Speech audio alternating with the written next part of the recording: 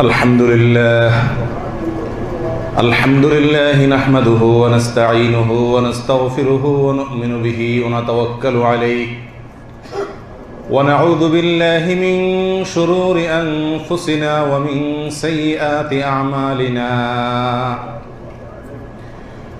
من يهده الله فلا مضل له ومن يضلله فلا هادي له ونشهد أن لا إله إلا الله وحده لا شريك له ونشهد أن محمدًا عبده ورسوله أرسله بالحق بشيرًا ونذيرًا وداعيًا إلى الله بإذنه وسراجًا منيرًا আজকের এই মহতী ইসলামী সম্মেলনের সম্মানিত সভাপতি,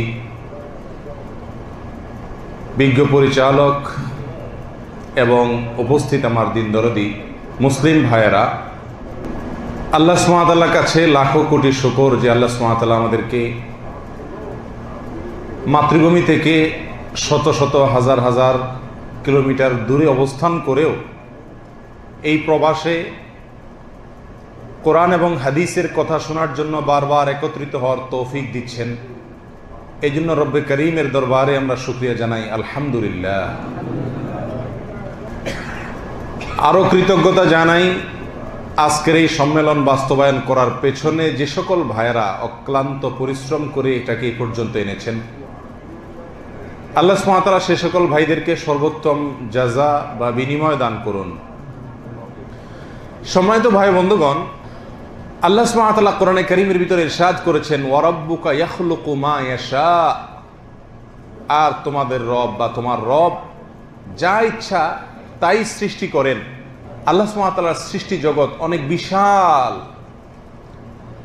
বলা হয়ে থাকে 18,000 মাখলুকাত বা সৃষ্টি আল্লাহর, কিন্তু প্রকৃত অর্থে আল্লাহর সৃষ্টির সংখ্যা কত এটা একমাত্র আল্লাহই ভালো জানেন। কোরআন বা হাদিসের কোথাও আল্লাহর সৃষ্টির সুনির্দিষ্ট কোনো সংখ্যার কথা বলা হয়নি। আল্লাহ সুবহানাহু ওয়া তাআলার গুণবাচক নামের একটি নাম হলো খালেক, তিনি সৃষ্টিকর্তা, সব কিছুকে তিনি সৃষ্টি করেছেন। তো আল্লাহ সুবহানাহু ওয়া তাআলার সেই সৃষ্টিসমূহের মধ্য থেকে প্রতিটি সৃষ্টি করার পেছনে বহুমুখী রহস্য এবং হিকমাহ লুকায়িত থাকে। কারণ আল্লাহ সুবহানাহু ওয়া তাআলার গুণবাচক নাম যেমন খালেক, তেমনি ভাবে তার আরেকটি গুণবাচক নাম হলো তিনি হাকিম, মহা হিকমতের অধিকারী, মহা হিকমতের মালিক।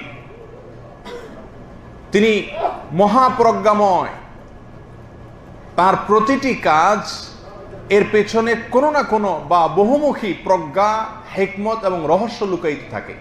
আল্লাহর অনেক সৃষ্টি আছে যে সৃষ্টিগুলো আমরা দেখি, অথচ এই সৃষ্টির পেছনে রহস্য কি, এর উপকারিতা কি, এর হিকমত কি, এটা আমরা জানি না। তেমনি আল্লাহ সুবহানাহু ওয়া তাআলার একটা সৃষ্টি হলো জিন। আর এই জিনকে কেন্দ্র করেই আজকে আমরা কিছু কথা আরজ করার এরাদা রাখি। ওমা তাওফীকি ইল্লা বিল্লাহ। সম্মানিত ভাই বন্ধুগণ, আল্লাহর সৃষ্টির মধ্য থেকে জিন, এই জিন সম্পর্কে আমরা আজ আলোচনা কেন করতে যাচ্ছি? এর কারণ হলো জিন আল্লাহ সুবহানাহু ওয়া তাআলার এমন একটি সৃষ্টি, যে সৃষ্টির নামে কোরআনে কারীমে একটি সূরা আছে স্বতন্ত্র।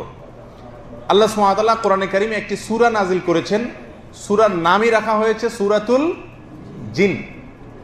কোরআনে কারীমের বিভিন্ন জায়গায় ছড়িয়ে ছিটিয়ে আছে জিন সম্পর্কিত আলোচনা। রাসূলুল্লাহ সাল্লাল্লাহু আলাইহি ওয়াসাল্লামেরও বহু হাদিসে জিন কেন্দ্রিক কথাবার্তা আমরা পাই।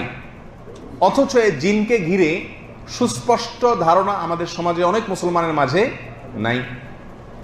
আবার অনেকের মধ্যে জিনকে কেন্দ্র করে অনেক ভুল এবং ভ্রান্ত ধারণা আছে।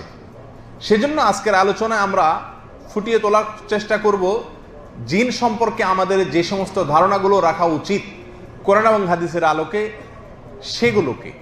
সর্বপ্রথম বলতে চাই জিনের পরিচয় সম্পর্কে। জিন কি? জিনের পরিচয় সম্পর্কে বলবো, জিন হলো আল্লাহ সুবহানাহু ওয়া তাআলার একটি সৃষ্টি। মানুষ এবং ফেরেশতা, মালাইকা, এই দুটি যেরকম আল্লাহ সুবহানাহু ওয়া তাআলার সৃষ্টি জগতের মধ্যে অন্যতম সেরা সৃষ্টি, তেমনি ভাবে আল্লাহ সুবহানাহু ওয়া তাআলার এই সৃষ্টি জগতের আরেকটা সৃষ্টি হলো জিন। এই জিন আল্লাহ সুবহানাহু ওয়া তাআলা সৃষ্টি করেছেন মানুষের মতো এবং ফেরেশতাদের মতো, তাদের মধ্যেও বিবেক দিয়েছেন, বুদ্ধি দিয়েছেন, অনুভূতি শক্তি দিয়েছেন এবং আল্লাহ সুবহানাহু ওয়া তাআলার নির্দেশ মানার মতো যোগ্যতা, লঙ্ঘন করার মতো যোগ্যতা বা ক্ষমতাও তাদের মধ্যে আল্লাহ সুবহানাহু ওয়া তাআলা দিয়ে রেখেছেন। এই জন্য জিনদের মধ্যে ভালো জিনও আছে, খারাপ জিনও আছে।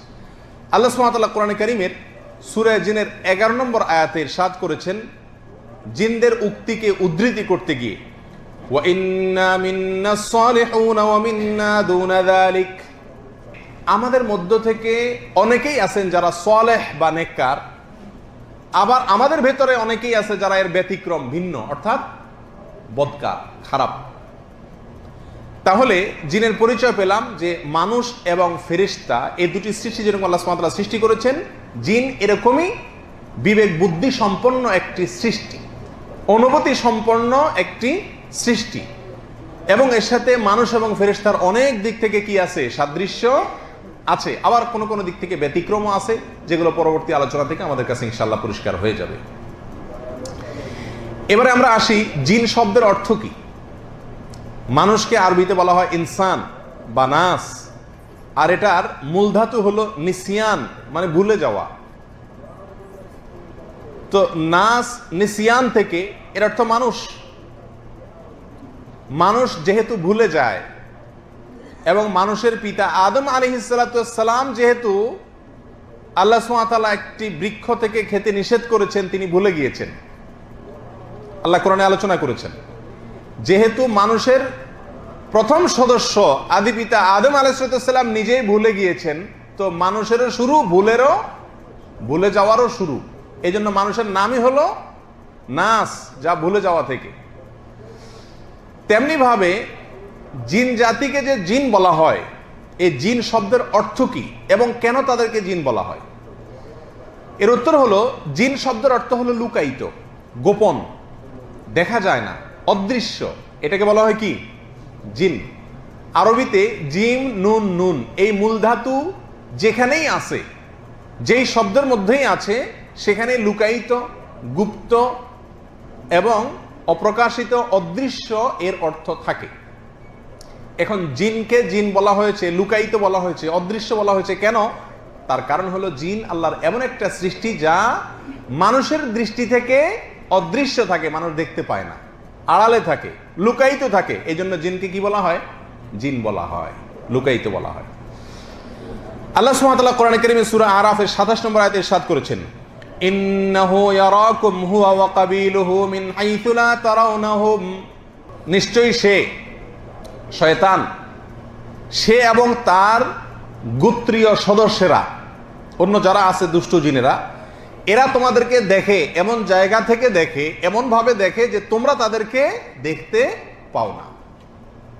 তো যেহেতু তাদেরকে আমরা দেখতে পাই না, লুকায়িত থাকে, অদৃশ্য থাকে, সেজন্য তাদেরকে বলা হয় কি, জিন, মানে লুকায়িত। এবারে আসি, সত্যি কি জিন বলতে কোনো কিছু আছে নাকি নাই? এই প্রশ্ন এজন্য করতে হচ্ছে যে অনেক বিজ্ঞানীর মতে, অনেক দার্শনিকের মতে জিন বলতে কোনো কিছু নাই, জিনের অস্তিত্বকে তারা কি করেন, অস্বীকার করেন। আবার কোন কোন দার্শনিক বলেন আসলে জিন বলতে কোনো বস্তু আলাদা নাই, ফেরেশতা বলতেও কোনো বস্তু আলাদা নাই। সুন্দর চরিত্রকে ফেরেশতা বলা হয় রূপক অর্থে, এর বাস্তবে কোনো অস্তিত্ব নাই।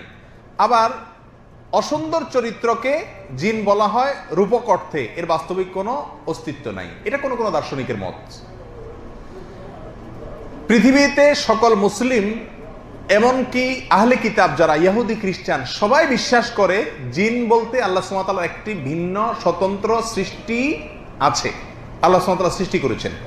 কেন আমরা তা বিশ্বাস করি? নাম্বার 1, কোরআনে কারিমে আল্লাহ সুবহানাহু ওয়া তাআলা জিনের অস্তিত্ব, তার সৃষ্টি প্রসঙ্গে বিভিন্ন জায়গায় আলোকপাত করেছেন। বিধায় একজন মুমিন জিনের অস্তিত্বকে স্বীকার করতে বাধ্য। সূরা জিন কোরআনে কারিমের একটি সূরা যার 28টি আয়াত আছে। এই 28টি আয়াত বিশিষ্ট এই সূরায় আল্লাহ সুবহানাহু ওয়া তাআলা জিন সম্পর্কে আলোচনা করেছেন। জিনের অস্তিত্ব যদি না থাকবে, সৃষ্টি যদি না হবে, তো আল্লাহ সুবহানাহু ওয়া তাআলা এত বড় সূরায় এতগুলো আয়াতে আলোচনা করলেন কেন? এছাড়া আরো বিভিন্ন জায়গায় জিন সম্পর্কে আলোচনা আছে, বিদায় জিনের অস্তিত্বকে অস্বীকার করার কোনো যৌক্তিকতা নাই একজন মুসলিমের কাছে। আল্লাহ সুবহানাহু ওয়া তাআলা কোরআনে কারীমে এও বলেছেন, ওয়ামা খালাকতুল জিন্না ওয়াল ইনসা ইল্লা লিয়াবুদুন, আর আমি সৃষ্টি করেছি জিন এবং মানুষকে শুধুমাত্র আমার ইবাদতের জন্য। আল্লাহ বলছেন আমি সৃষ্টি করেছি, তাহলে বোঝা গেল জিন নামক আল্লাহর সৃষ্টির অস্তিত্ব আছে। এটাকে অস্বীকার করা কোনো মুমিনের জন্য জায়েজ না, ঈমানের পরিপন্থী, কোরআনকে অস্বীকার করার শামিল। তৃতীয়ত, জিনের অস্তিত্ব যে সকল বিজ্ঞানীরা বা যে সমস্ত দার্শনিকেরা অস্বীকার করেন, অনেক জেনে ধরা রোগী আছে যাদেরকে মানসিক রোগী হিসাবে চিহ্নিত করার কোনো সুযোগ থাকে না, নানা কারণে এমন কিছু কর্মকাণ্ড তাদের দ্বারা প্রকাশ হয় যা কোনো মানসিক রোগী দ্বারায় সম্ভব নয়। তখন সেই ব্যক্তিকে তারা কি বলবেন? জিনের রোগী বলা ছাড়া আর কোনো উপায় থাকে না। বিধায় জিনের অস্তিত্ব আছে এবং এটা আল্লাহ সুবহানাহু ওয়া তাআলার সৃষ্টির মধ্য থেকে একটি সৃষ্টি। কোরআনে কারীমের আয়াত দ্বারা যেমন প্রমাণিত এবং নানা সময়ে এটাকে যৌক্তিকভাবেও এর উপস্থিতি, তার সৃষ্টি, তার অস্তিত্বশীলতাকে কি করা যায়? প্রমাণ করা যায়। এবার আমরা আলোচনা করব জিন কিসের সৃষ্টি। আমরা জানি মানুষ, আল্লাহ সুবহানাহু ওয়া তাআলা মানুষকে সৃষ্টি করছেন কি দিয়া? মাটি দিয়া। তাহলে জিনের সৃষ্টি থেকে এই প্রসঙ্গে আল্লাহ সুবহানাহু ওয়া তাআলা সূরা আর রহমানের 15 নম্বর আয়াতে ইরশাদ করেছেন, ওয়া খালাকাল জান্না মিন মারিজিম মিন নার, আর তিনি আল্লাহ সুবহানাহু ওয়া তাআলা সৃষ্টি করেছেন জিন জাতিকে উত্তপ্ত অগ্নিশিখা থেকে, উত্তপ্ত আগুন থেকে আল্লাহ সুবহানাহু ওয়া তাআলা তাদেরকে সৃষ্টি করেছেন। তাদের সৃষ্টির মূল উপাদান হলো আগুন, আগুন দিয়ে সৃষ্টি। মুসনাদ আহমদের বিশুদ্ধ সূত্রে বর্ণিত এক হাদিসে রাসূলুল্লাহ করিম সাল্লাল্লাহু আলাইহি ওয়াসাল্লাম ইরশাদ করেছেন, খুলিকাতিল মালাইকাতু মিন নূর, ফেরেশতাদেরকে সৃষ্টি করা হয়েছে নূর থেকে, আলো থেকে। তাদের সৃষ্টির উপাদান হলো, মূল উপাদান হলো আলো। ওয়া খুলিকাল জান্নু মিন মারজিম মিন নার, আর জিন জাতিকে সৃষ্টি করা হয়েছে উত্তপ্ত আগুন থেকে। ওয়া খুলিকা আদামু আলাইহিস সালাম মিম্মা উসিফা লাকুম, আর আদম আলাইহিস সালামকে সৃষ্টি করা হয়েছে আল্লাহ কোরআনে যেটা আলোচনা করেছেন সেটা থেকে, অর্থাৎ মাটি থেকে, কাদা মাটি থেকে। তাহলে এই আয়াত এবং হাদিস থেকে আমরা জানতে পারলাম যে জিনের সৃষ্টি হয়েছে কোত্থেকে? আগুন থেকে। এখানে একটা প্রশ্ন আসে যে জিনকে যদি আল্লাহ সুবহানাহু ওয়া তাআলা আগুন দিয়েই সৃষ্টি করেন, তাহলে জিনের মধ্যে যারা আল্লাহর অবাধ্য, যারা নাফরমান, যারা কাফের, যারা দুষ্ট খারাপ জিন, তাদেরকে তো আল্লাহ সুবহানাহু ওয়া তাআলা জাহান্নামে শাস্তি দিবেন। আর জাহান্নামের শাস্তির প্রধান উপাদান, মূল অনুষঙ্গ হলো আগুন, নারু জাহান্নাম, জাহান্নামের আগুন। তো জিনকে আল্লাহ সুবহানাহু ওয়া তাআলা যদি আগুন দিয়েই সৃষ্টি করেন, তাহলে জাহান্নামের আগুনে তাদেরকে কিভাবে শাস্তি দিবেন? আগুনকে আগুন দিয়ে শাস্তি কিভাবে দিবেন? তো এর উত্তরে অনেক কথা বলা যায় এবং অনেক সালাফের অনেক ঘটনাও আছে।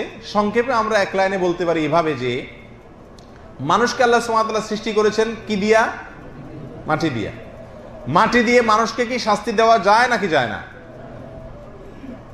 একটা মাটির চাক, মাটির ঢেলা দিয়ে যদি আপনাকে আঘাত করা হয়, আপনি ব্যথা পাবেন না পাবেন না? মাটির নিচে যদি চাপা দিয়ে রাখা হয়, আপনি কষ্ট পাবেন কি পাবেন না? তাহলে মাটি দিয়ে বিভিন্নভাবে মাটির মানুষকে যদি শাস্তি দেওয়া যায়, তাহলে জাহান্নামের আগুন দিয়েও আগুনে তৈরি জিনকে শাস্তি দেওয়া যাবে। তার প্রকৃত ধরন কি হবে একমাত্র আহকামুল হাকিমিন রব্বুল আলামিনই ভালো জানেন। এরপরে আসি, পৃথিবীতে বা আল্লাহর সৃষ্টি জগতে জিনের অস্তিত্ব আগে, সৃষ্টি আগে নাকি মানুষের সৃষ্টি আগে? কে আগে? সিনিয়র কে, জুনিয়র কে? তো এই প্রসঙ্গে কোরআনে কারীমের একটি আয়াত থেকে আমরা ধারণা পাই, যা সূরা হিজরের ভিতরে আল্লাহ সুবহানাহু ওয়া তাআলা আলোচনা করেছেন আয়াত নম্বর 27-এ, ওয়াল জান্না খালাকনাহু মিন ক্বাবলু মিন নারিস সামুম, আর আমি জিনকে সৃষ্টি করেছি উত্তপ্ত আগুন থেকে তার পূর্বে, অর্থাৎ মানুষের পূর্বে। এই আয়াত থেকে বোঝা গেল যে জিনের অস্তিত্বশীলতা এবং জিনের সৃষ্টি এটা মানুষের সৃষ্টির আগে। তাহলে জিন হলো এই পৃথিবীতে আমাদের সিনিয়র, আমরা হলাম জুনিয়র, ছোট। এ বিষয়ে এক বর্ণনায় পাওয়া যায় যে মানুষ সৃষ্টির 2000 বছর আগে আল্লাহ সুবহানাহু ওয়া তাআলা জিন সৃষ্টি করেছেন। তাহলে এটা নিশ্চিত হলো যে মানুষ সৃষ্টির আগেই জিনের সৃষ্টি। এরপরে আসি জিনের পিতাকে। মানুষের যেরকম একজন পিতা আছে আদম আলাইহিসসালাম, তার মাধ্যমে একজন একজন করে হইতে হইতে পৃথিবীতে মানুষের বিস্তার। জিনদের এরকম একজন পিতা থাকার কথা না? তাহলে প্রথম জিন কে, যিনি জিনদের পিতা? এই প্রসঙ্গে বিশ্লেষক ওলামায়ে কেরামের একাধিক মত পাওয়া যায়। তার ভিতরে সবচেয়ে গ্রহণযোগ্য মত হলো জিনদের পিতা হলো ইবলিস, যাকে আল্লাহ সুবহানাহু ওয়া তাআলা জান্নাত থেকে কি করেছেন? বিতাড়িত করে বের করে দিয়েছেন। আদম আলাইহিসসালামের সঙ্গে যে শত্রুতা করেছিল সেই ইবলিস হলো জিনদের কি? পিতা। এ বিষয়ে সাহাবী আব্দুল্লাহ ইবনে আব্বাস রাদিয়াল্লাহু তাআলা থেকে একটি বর্ণনা পাওয়া যায় এবং বিশিষ্ট তাবেঈ মুজাহিদ, কাতাদা, হাসান বসরি রাহিমাহুমুল্লাহ সহ অনেক বড় বড় তাবেঈ অভিমত ব্যক্ত করেছেন যে জিনদের পিতা হলেন কে? ইবলিস। এবং এ বিষয়ে তাফসীরে তবারিতে বিস্তারিত আলোচনা আছে, আদ-দুরুল মানসুরের মধ্যে বিস্তারিত আলোচনা আছে। আল্লামা ইবনে তাইমিয়া রাহিমাহুল্লাহ এবং সাম্প্রতিককালের আল্লামা ইবনে উসাইমিন রাহিমাহুল্লাহ এই মত ব্যক্ত করেছেন যে জিনদের পিতা হলেন কে? ইবলিস। এরপর আলোচনা আসা যাক জিনদের সৃষ্টির উদ্দেশ্য কি। আল্লাহ সুবহানাহু ওয়া তাআলা মানুষকে সৃষ্টি করেছেন আল্লাহর ইবাদত করার জন্য। জিন সৃষ্টির রহস্য কি? জিনদেরকে আল্লাহ কেন সৃষ্টি করেছেন? এর উত্তর হলো আল্লাহ সুবহানাহু ওয়া তাআলা মানুষকে যে উদ্দেশ্যে সৃষ্টি করেছেন ঠিক একই উদ্দেশ্যে জিনদেরকেও সৃষ্টি করেছেন। এ বিষয়ে সূরা জারিয়াতের 56 নম্বর আয়াতে আল্লাহ সুবহানাহু ওয়া তাআলা স্পষ্ট করেই বলেছেন, ওয়ামা খালাকতুল জিন্না ওয়াল ইনসা ইল্লা লিয়াবুদুন।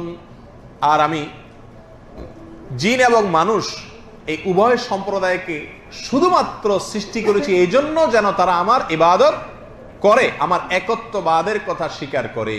আইলিয়াওয়াহিদুনি, তারা যেন আমার একত্ববাদের কথা স্বীকার করে, আমার তাওহীদকে সাব্যস্ত করে, আমার ইবাদত করে, আমার গোলামি করে, আমার বন্দেগী করে। এই জন্যই মানুষ এবং জিন এই দুই জাতিকে সৃষ্টি করা হয়েছে। তাহলে এখান থেকে জিন জাতির সৃষ্টির কারণ, রহস্য, আসল উদ্দেশ্য আমরা জানতে পারলাম। আল্লাহ সুবহানাহু ওয়া তাআলা পৃথিবীতে মানুষের হেদায়েতের জন্য, মানুষকে পথ দেখাবার জন্য যুগে যুগে বিভিন্ন নবী রাসূল পাঠিয়েছেন। এই নবী রাসূলরা মানুষের কাছেই শুধু প্রেরিত হন নাই, বরং তারা জিনদেরকেও পথ দেখিয়েছেন, জিনদের কাছেও প্রেরিত হয়েছেন। জিনদেরকেও হেদায়েত করা, তাদেরকেও পথ দেখানো, পথ প্রদর্শন করা, এটা নবী রাসূলগণের দায়িত্বের অংশ ছিল।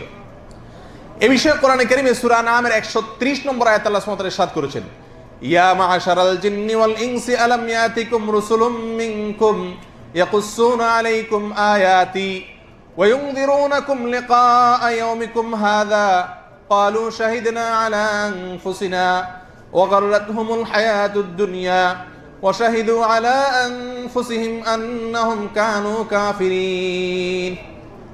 কিয়ামতের দিনে আল্লাহ সুবহানাহু ওয়া তাআলা জিন এবং মানুষ জাতিকে লক্ষ্য করে একটি উক্তি করবেন, একটি কথা বলবেন। আর সেই কথাটি সূরা আনআমের 130 নম্বর আয়াতে আল্লাহ সুবহানাহু ওয়া তাআলা আলোচনা করেছেন, বলেছেন। আর সেই কথাটি হলো এই, আল্লাহ বলবেন, হে জিন এবং মানুষ সম্প্রদায়, দুই দলকেই বলবেন, জিন এবং মানুষ সম্প্রদায়, তোমাদের কাছে কি আমার রাসূলগণ আসেনি? তারা কি আমার আয়াত, আমার নিদর্শন সম্পর্কে তোমাদেরকে বলেনি? আজকের এই দিন, কিয়ামতের দিনের মুখোমুখি তোমাদের হতে হবে, এ বিষয়ে তারা কি তোমাদেরকে সাবধান করেনি? তখন জিন এবং মানুষ উভয় সম্প্রদায় বলবে, ক্বালু শাহিদনা আলা আনফুসিনা, আল্লাহ, আজ আমরা আমাদের নিজেদের বিরুদ্ধে সাক্ষ্য দিচ্ছি, হ্যাঁ তারা এসেছেন এবং তারা আমাদেরকে এই কিয়ামতের দিন সম্পর্কে সাবধান করেছিলেন, আপনার নিদর্শনের কথা বলেছিলেন। কিন্তু আল্লাহ বলেন, ওয়া গাররাতহুমুল হায়াতুদ দুনিয়া, দুনিয়ার চাকচিক্য, দুনিয়ার বিভিন্ন লোভনীয় বস্তু তাদেরকে বিপথগামী করেছে, বিভ্রান্ত করেছে, মূল পথ থেকে, সঠিক পথ থেকে সরিয়ে দিয়েছে, জান্নাতের পথ থেকে জাহান্নামের পথে নিয়ে গেছে। আল্লাহ বলেন, ওয়া শাহিদু আলা আনফুসিহিম, তারা সেদিন নিজেদের বিরুদ্ধে নিজেরা কি দিবে? সাক্ষ্য দিবে যে আন্নাহুম কানু কাফিরিন, যে তারা কাফের ছিল। তাহলে এখানে জিন এবং মানুষ উভয় সম্প্রদায়কে আল্লাহ সুবহানাহু ওয়া তাআলা লক্ষ্য করে বলবেন কিয়ামতের দিন যে তোমাদের কাছে কি নবী রাসূল আসেন নাই? এই আয়াত থেকে কি বোঝা গেল? নবী রাসূলগণ শুধু মানুষের কাছেই প্রেরিত হন নাই, বরং জিন জাতি, তাদের জন্য, তাদের হেদায়েতের জন্য নবী রাসূলরা এসেছেন। তবে জিনদের মধ্য থেকে কোনো আলাদা নবী রাসূল ছিল কিনা এ বিষয়ে বিশেষজ্ঞ ওলামা একরামের, গবেষক ওলামা একরামের একাধিক মত পাওয়া যায়, তবে তাদের মধ্যে আলাদা নবী রাসূল ছিলেন এরকম কোনো কথা কোরআন এবং হাদিস থেকে পরিষ্কারভাবে জানা যায় না।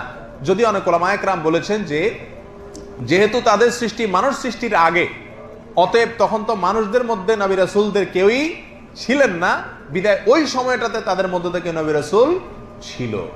এটা কোনো কোনো গবেষকের মত।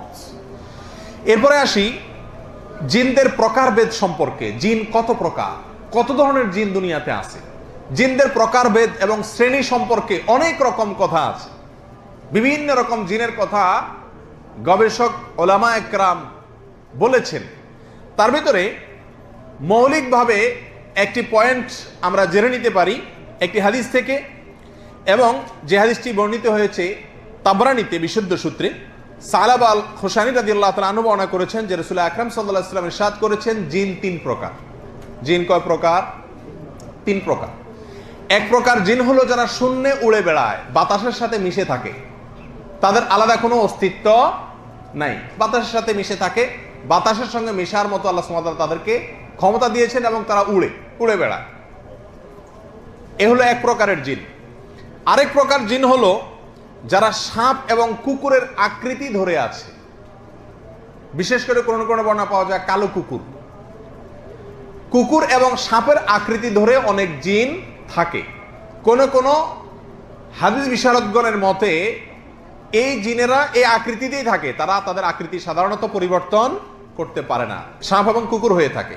সব সাপ সব কুকুর জিন না, তবে কুকুর এবং সাপদের মধ্যে কিছু আছে এগুলা এবং কুকুরের আকৃতি ধারণ করে আছে, কিন্তু এরা আসলে কি জিন। তিন নম্বর হলো এমন কিছু জিন আছে যা মানুষের কাছে আসে আবার চলে যায়, মানুষের উপরে প্রভাব বিস্তার করে, মানুষের উপরে জিনে আসর করে, এরকম কিছু জিন আছে। তাহলে জিনদের তিনটা প্রকার আমরা এই হাদিস থেকে জানতে পারলাম। জিনদের ব্যাপারে মৌলিকভাবে একটা কথা আমরা জেনে রাখতে পারি, তা হলো এরা বিভিন্ন রূপ ধারণ করতে পারে। ওই কুকুর এবং সাপ যেটা, এটা ছাড়া তৃতীয় প্রকারের যে জিন, তারা সাধারণত যে কোনো আকার আকৃতি ধারণ করতে পারে। কোন কোন গবেষকের মতে সব ধরনের জিনই কি করতে পারে? বিভিন্ন আকার আকৃতি ধারণ করতে পারে। কখনো মানুষ হয়ে গেল, কখনো বিড়াল হয়ে গেল, বিভিন্ন জীবজন্তুর মতো আকৃতি তারা ধারণ করতে পারে, কখনো হাওয়ার সাথে মিশে একাকার হয়ে গেল। এরকম বিভিন্ন রকম আকৃতি ধারণ করার ক্ষমতা আল্লাহ সুবহানাহু ওয়া তাআলা তাদেরকে কি করেছেন? দান করেছেন।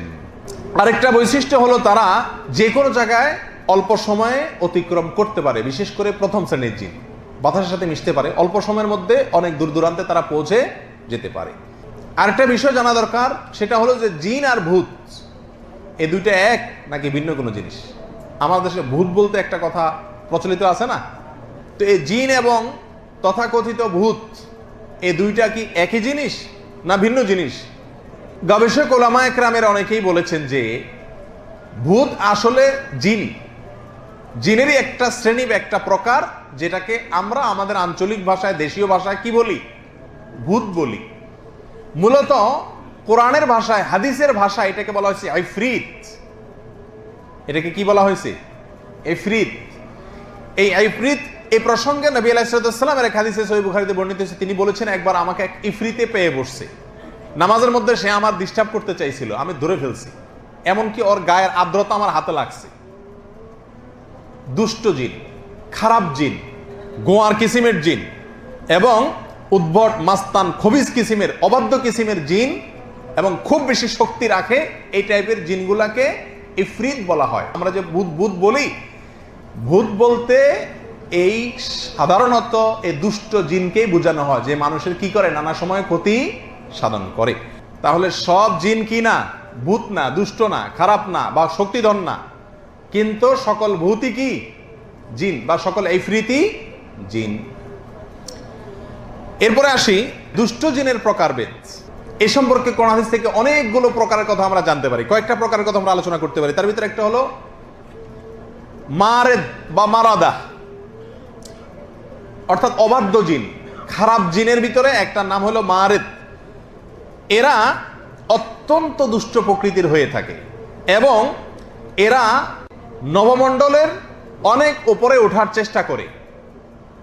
ফেরেশতারা প্রথম আসমানে অবস্থান করে আল্লাহ সুবহানাহু ওয়া তাআলার বিভিন্ন গায়েবী বিষয়ে নিজেরা আলোচনা করে, কানাঘুষা করে।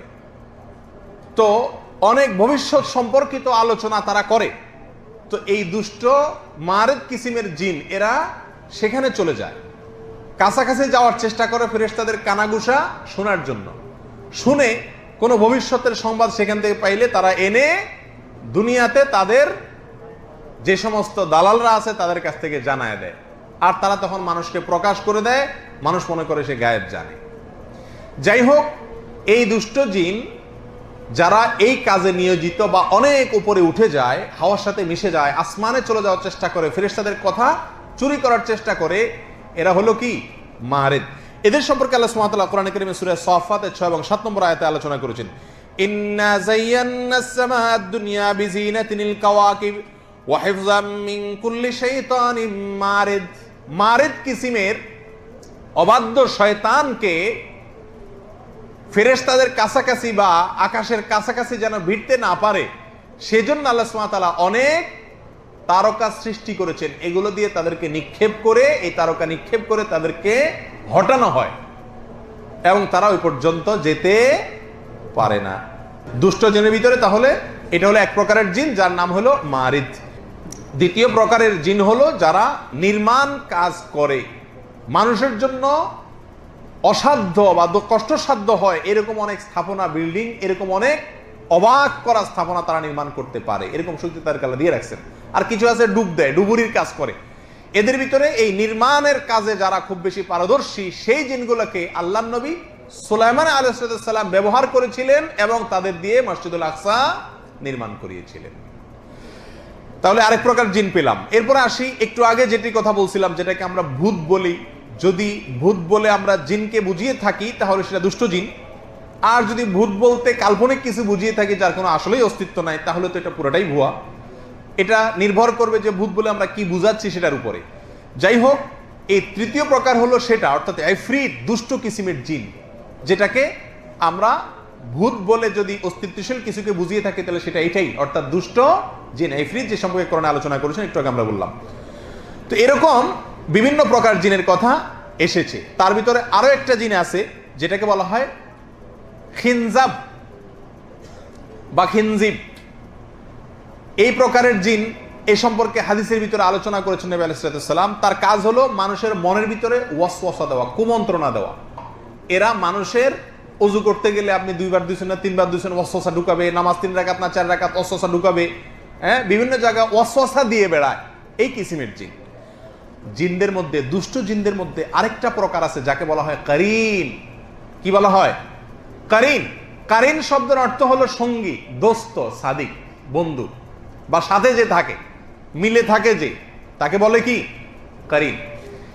দুষ্ট জিন, এদের ভিতরে একটা প্রকারের জিন আছে যে জিন প্রত্যেকটা মানুষের সঙ্গে কমপক্ষে একটা করেই নিয়োজিত আছে, প্রত্যেক মানুষের সাথে আছে। আল্লাহ সুবহানাহু ওয়া তাআলা কোরআনে কারীমে এই প্রসঙ্গে বলেছেন, ক্বালা কারিনুহু রাব্বানা মা আতগাইতুহু ওয়ালাকিন কানা ফী দালালিন বাঈদ। কিয়ামতের দিন মানুষ যখন বলবে, আল্লাহ আমার সঙ্গে থাকা শয়তানটাই আমাকে কুমন্ত্রণা দিয়ে দিয়ে বিপদগামী করেছে, আজ তাকে বিচার করেন, আমার কোনো দোষ নাই। তখন মানুষের যে কারিন, প্রত্যেকটা মানুষের সঙ্গে যে দুষ্ট জিন থাকে, শয়তান থাকে, সেই শয়তান দুষ্ট জিন বলবে আল্লাহকে, রব্বানা মা আতগাইতুহু, ও আমার রব, আমরা এদেরকে পথ হারা করি নাই, বরং সে নিজেই বিপদগামী ছিল। তাহলে এই আয়াত থেকে আমরা বুঝতে পারলাম যে প্রত্যেকটা মানুষের সঙ্গে যে থাকে দুষ্ট জিন বা শয়তান, শয়তানরাই হলো জিনের একটা প্রকার, দুষ্ট। তো এই জিন যে মানুষের সঙ্গে থাকে নিয়োজিত একটা করে প্রত্যেকের সাথে কমপক্ষে, একে বলা হয় কারিন। এটাও দুষ্ট জিনের একটা প্রকার। এ প্রসঙ্গে রাসূল আকরাম সাল্লাল্লাহু আলাইহি ওয়াসাল্লামের একটা হাদিসও আছে। তিনি বলেছেন, তোমাদের প্রত্যেকের সঙ্গে একটা করে দুষ্ট জিন আছে, অর্থাৎ শয়তান আছে। দুষ্ট জিন মানে শয়তান, সকল শয়তানই জিনের অংশ। তো এদের কাজ হলো প্রত্যেকটা মানুষকে সারাদিন জাহান্নামের দিকে নিয়ে যাওয়ার চেষ্টা করা, বিপদগামী করে তোলার চেষ্টা করা, এই হলো তার ডিউটি। ভালো কাজ করতে চাইবা, তোমার শরীরের ভিতরে প্রবেশ করে তোমার গোটা শরীরকে নিয়ন্ত্রণ করার ক্ষমতা আল্লাহ তাআলা তাকে দিয়েছেন। সহিহ বুখারীর এক হাদিসে আসছে নবী আলাইহিস সালাম বলেছেন যে আশ-শায়তানু ইয়াজরি আহাদাকুম মাজরাদ দাম, শয়তান তোমাদের শরীরের রক্তের সঙ্গে মিশে যেতে পারে, এই শক্তি আল্লাহ তাআলা দিয়ে দিয়েছেন তাকে। তো আপনার শরীরের রক্তের সাথে মিশে গিয়ে আপনাকে অলস বানায় দিবে, নামাজের সময় মেজ মেজ করবে, শরীর ভালো লাগবে না। কথা বুঝে আসছে? এসব কে করে? ওই সঙ্গে থাকা শয়তানটা, কারীন, সে করে। তো নবী আলাইহিস সালাম বলেছেন তোমাদের সবার সঙ্গে একটা করে আছে। সাহাবা একরাম জিজ্ঞাসা করলেন, ইয়া রাসূলুল্লাহ, আপনার সঙ্গেও কি আছে নাকি একটা? তখন তিনি বললেন, হ্যাঁ আমার সঙ্গেও একটা আছে, তবে ওইটা আমাকে কোনো ক্ষতি বা টাচ করতে পারে না, আল্লাহ আমাকে নিরাপদে রাখছেন, কিন্তু তোমরা বাঁচতে সবাই পারো না সব সময়। তাহলে হাদিস থেকে বোঝা গেল যে দুষ্ট জিনদের মধ্যে একটা প্রকার জিন আছে কারীন, যে আমাদের সঙ্গে লেগে থাকে এবং তার টার্গেট থাকে আমাদেরকে কোথায় নেওয়া? জাহান্নামে নিয়ে যাওয়া। ইবলিস আদম আলাইহিস সালামকে যখন সিজদা করতে অস্বীকার করেছে, তখন যে তাকে আল্লাহ তাআলা জান্নাত থেকে বের করে দিয়েছেন, তখনই চ্যালেঞ্জ করেছিল ইবলিস, লাউবিয়ান্নাহুম আজমাইন, মানুষের প্রত্যেকটা সদস্যকে, এই আদম যার কারণে আমাকে জান্নাত থেকে বের হতে হলো, এর প্রত্যেকটা সদস্যকে আমি পথ ভ্রষ্ট করে ছাড়বো, জাহান্নামে নিয়ে ছাড়বো, আমি একা যাব না। আর সেই জন্য ইবলিসে তার বাহিনীকে ভাগযোগ করে দিছে যে এর পিছনে এ থাকবে, তুমি ওর পিছনে থাকবা, সবার সাথে একটা করে আছে। আল্লাহ তাআলা আমাদের সবাইকে শয়তানের শয়তানি থেকে বেঁচে থাকার মতো ঈমানি শক্তি দান করুন। কোন কোন বর্ণনায় পাওয়া যায় যে মানুষ জন্মের পরে, ছোট শিশু যে কেঁদে উঠে জন্মের সঙ্গে সঙ্গে, এর একটা কারণ হলো এই শিশুর জন্য যে শয়তানটা নিয়োজিত আছে, যে কারীনটা আছে, ওটা খোঁচা মারে। এই জন্য বাচ্চা কি করে? কায়দা উঠে, মানে তার ইশারা দেয় আর কি, হয়তো যে তোর সাথে আমি আসি, দুনিয়াতে আসছস তো, আমি তোর পিছনে লাগা আসি। যাই হোক, তাহলে দুষ্ট জিনের একটা প্রকার হলো কারীন। আল্লাহ তাআলা সব দুষ্ট জিনের এবং শয়তানের শয়তানি থেকে আমাদেরকে বেঁচে থাকার তৌফিক দান করুন। এরপরে আসি, জিনের সৃষ্টিগত কাঠামো কি? আমাদের শরীরের কাঠামো যেরকম মাথা থেকে পাও পর্যন্ত একটা কাঠামো আছে মানুষের, জিনের সৃষ্টিগত কাঠামো কেমন? তো এই প্রসঙ্গে কোরআনে কারীমের বেশ কয়েকটি আয়াত থেকে আমরা কিছু ধারণা পাই, নবী আলাইহিস সালামের হাদিস থেকে আমরা বিষয়ে কিছু ধারণা পাই। তার ভিতরে কিছু পয়েন্ট আমরা উল্লেখ করি। জিন, আল্লাহ সুবহানাহু ওয়া তাআলা তাদেরকে আমাদের মতো অন্তর দিয়েছেন, তাদের কলব আছে, তারা অনুধাবন করে, বুঝে ভালো মন্দ। তাদেরকে চোখ দিয়েছেন দেখার জন্য, কান দিয়েছেন শোনার জন্য, এবং আমাদের মতো অন্যান্য অঙ্গ প্রত্যঙ্গ তাদেরকে দিয়েছেন। এ বিষয়ে সূরা আরাফের 179 নম্বর আয়াতে আল্লাহ সুবহানাহু ওয়া তাআলা আলোচনা করেছেন, ওয়ালাকাদ যারানা লিজাহান্নামা কাসীরাম মিনাল জিন্নি ওয়াল ইনস লাহুম কুলুবুন লা ইয়াফকাহুনা বিহা ওয়া লাহুম আ'য়ুনুন লা ইউবসিরুনা বিহা ওয়া লাহুম আযানুন লা ইয়াসমাউনা বিহা উলাইকা কাল আনআমি বাল হুম আদাল উলাইকা হুমুল গাফিলুন। আল্লাহ বলেন, আমি জিন এবং মানুষ এই উভয় সম্প্রদায় থেকে বহু লোককে সৃষ্টি করেছি জাহান্নামের জন্য। আর যাদেরকে জাহান্নামের জন্য সৃষ্টি করা হয়েছে, যাদের জন্মই হয়েছে জাহান্নামের জন্য, তাদের মার্কা কি, আলামত কি? তাদের আলামত হলো যে তাদেরকে আল্লাহ অন্তর দিয়েছেন, কিন্তু অন্তর দিয়ে তারা সত্য উপলব্ধি করে না। নিষ্ক্রিয় অন্তর, কোনো ওয়াজে ধরে না, কোনো কোরআন হাদিসে ধরে না, অন্তর এটা পাথর হয়ে গেছে। আল্লাহ মাফ করুক, এটা আলামত যে এটা জাহান্নামের জন্য সৃষ্টি এই লোকের। এটা জিন এবং মানুষ উভয়ের জন্য আল্লাহ বলেছেন। তাহলে বোঝা গেল জিনদের কি আছে? অন্তর আছে। লাহুম কুলুবুন, আল্লাহ বলছেন তাদের অন্তর আছে। এরপরে ওয়ালাহুম আ'য়ুনুন লা ইউবসিরুনা বিহা, তাদের চোখ আছে কিন্তু সেই চোখ দিয়ে তারা দেখে না, যা দেখা দরকার সত্যের পথ দেখে না, সত্য দেখে না, আল্লাহর কোরআন নবীর হাদিস তারা দেখে না। তাহলে জিনদের চোখ আছে বোঝা গেল। ওয়ালাহুম আযানুন লা ইয়াসমাউনা বিহা, কান আছে তা দিয়ে শুনে না। তাহলে আয়াত থেকে বোঝা গেল জিনদের অন্তর, চোখ, কান সব আছে। অন্য আয়াতে আল্লাহ সুবহানাহু ওয়া তাআলা বলেছেন সূরা ইসরা 64 নম্বর আয়াতে, ওয়াস্তাফজিজ মান ইসতাতা'তা মিনহুম বিসাউতিক, শয়তানকে যখন আল্লাহ সুবহানাহু ওয়া তাআলা বিতাড়িত করে দিলেন, তখন তাকে আল্লাহ তাআলা বলেছেন যে তুমি তোমার আওয়াজ দ্বারায়, শব্দ দ্বারায় যাকে ইচ্ছা তাকে মন্দ কাজের জন্য উস্কানি দিও। এই ক্ষমতা তোমাকে দেওয়া হলো, যাকে ইচ্ছা তাকে তুমি কি করতে পারো? উস্কানি দিতে পারো। এর থেকে বোঝা গেল শয়তানের বা জিনদের কি আছে? মুখও আছে, আওয়াজ করার মতো ক্ষমতাও আছে। আর অনেক আয়াত এবং হাদিস এরকম আছে যেগুলো থেকে ধারণা পাওয়া যায় যে জিনদের আমাদের মতো অঙ্গ প্রত্যঙ্গ আছে, তবে তার ধরনটা হুবহু আমাদের মতো হওয়াটা কি না জরুরি না। কোন কোন বিশুদ্ধ হাদিস দ্বারা বর্ণিত হয়েছে যে জিনদের মুখ আছে, তারা খায়, পান করে এবং তারা হাসে। তাদের মধ্যে কি আছে? হাসি, কান্না আছে। সহিহ মুসলিমের এক হাদিসে আসছে, আব্দুল্লাহ ইবনে ওমর রাদিয়াল্লাহু তাআলা বর্ণনা করেছেন যে নবী আলাইহিস সালাম বলেছেন, তোমরা সূর্য উঠে এবং সূর্য যখন ডুবে এই দুই সময় নামাজ পড়ার চেষ্টা করবা না, নামাজ পড়ার ইচ্ছা করবা, নামাজ পড়বা না। কেন? নবী আলাইহিস সালাম কারণ হিসাবে উল্লেখ করেছেন, কারণ এই দুই সময়ে শয়তানের শিং ওই জায়গায় অবস্থান করে। শয়তানের শিং ওই সূর্য উঠা এবং সূর্য ডুবা দুই জায়গায় শয়তানের শিং থাকে। ওই টাইমে সেজদা করা মানে শয়তানকে সেজদা করা বা শয়তানের শিংকে সেজদা করার সাথে সাদৃশ্য হয়। বিদায় এই দুই সময় তোমরা কি করো না? সালাত আদায় করো না বা সেজদা আল্লাহকে করো না। তাহলে এখান থেকে বোঝা গেল শয়তানের শিংও আছে। তাহলে জিনদের বিভিন্ন অঙ্গ প্রত্যঙ্গ আছে, এটা থেকে মনে বোঝা গেছে। কোরআনে কারীমে সূরা সাফাতের একটি আয়াত থেকে বোঝা যায় জিনের মাথাও আছে। জিনদের কি আছে? মাথাও আছে। জিনদের মধ্যে দুষ্ট জিন, শয়তানের বাহিনী, ইবলিসের বাহিনী, তাদের মাথাকে জাহান্নামের একটি গাছের সঙ্গে তুলনা করা হয়েছে। আল্লাহ সুবহানাহু ওয়া তাআলা কোরআনে কারীমে ইরশাদ করেছেন, ইন্নাহা শাজারাতুন তাখরুজু ফি আসলিল জাহিম।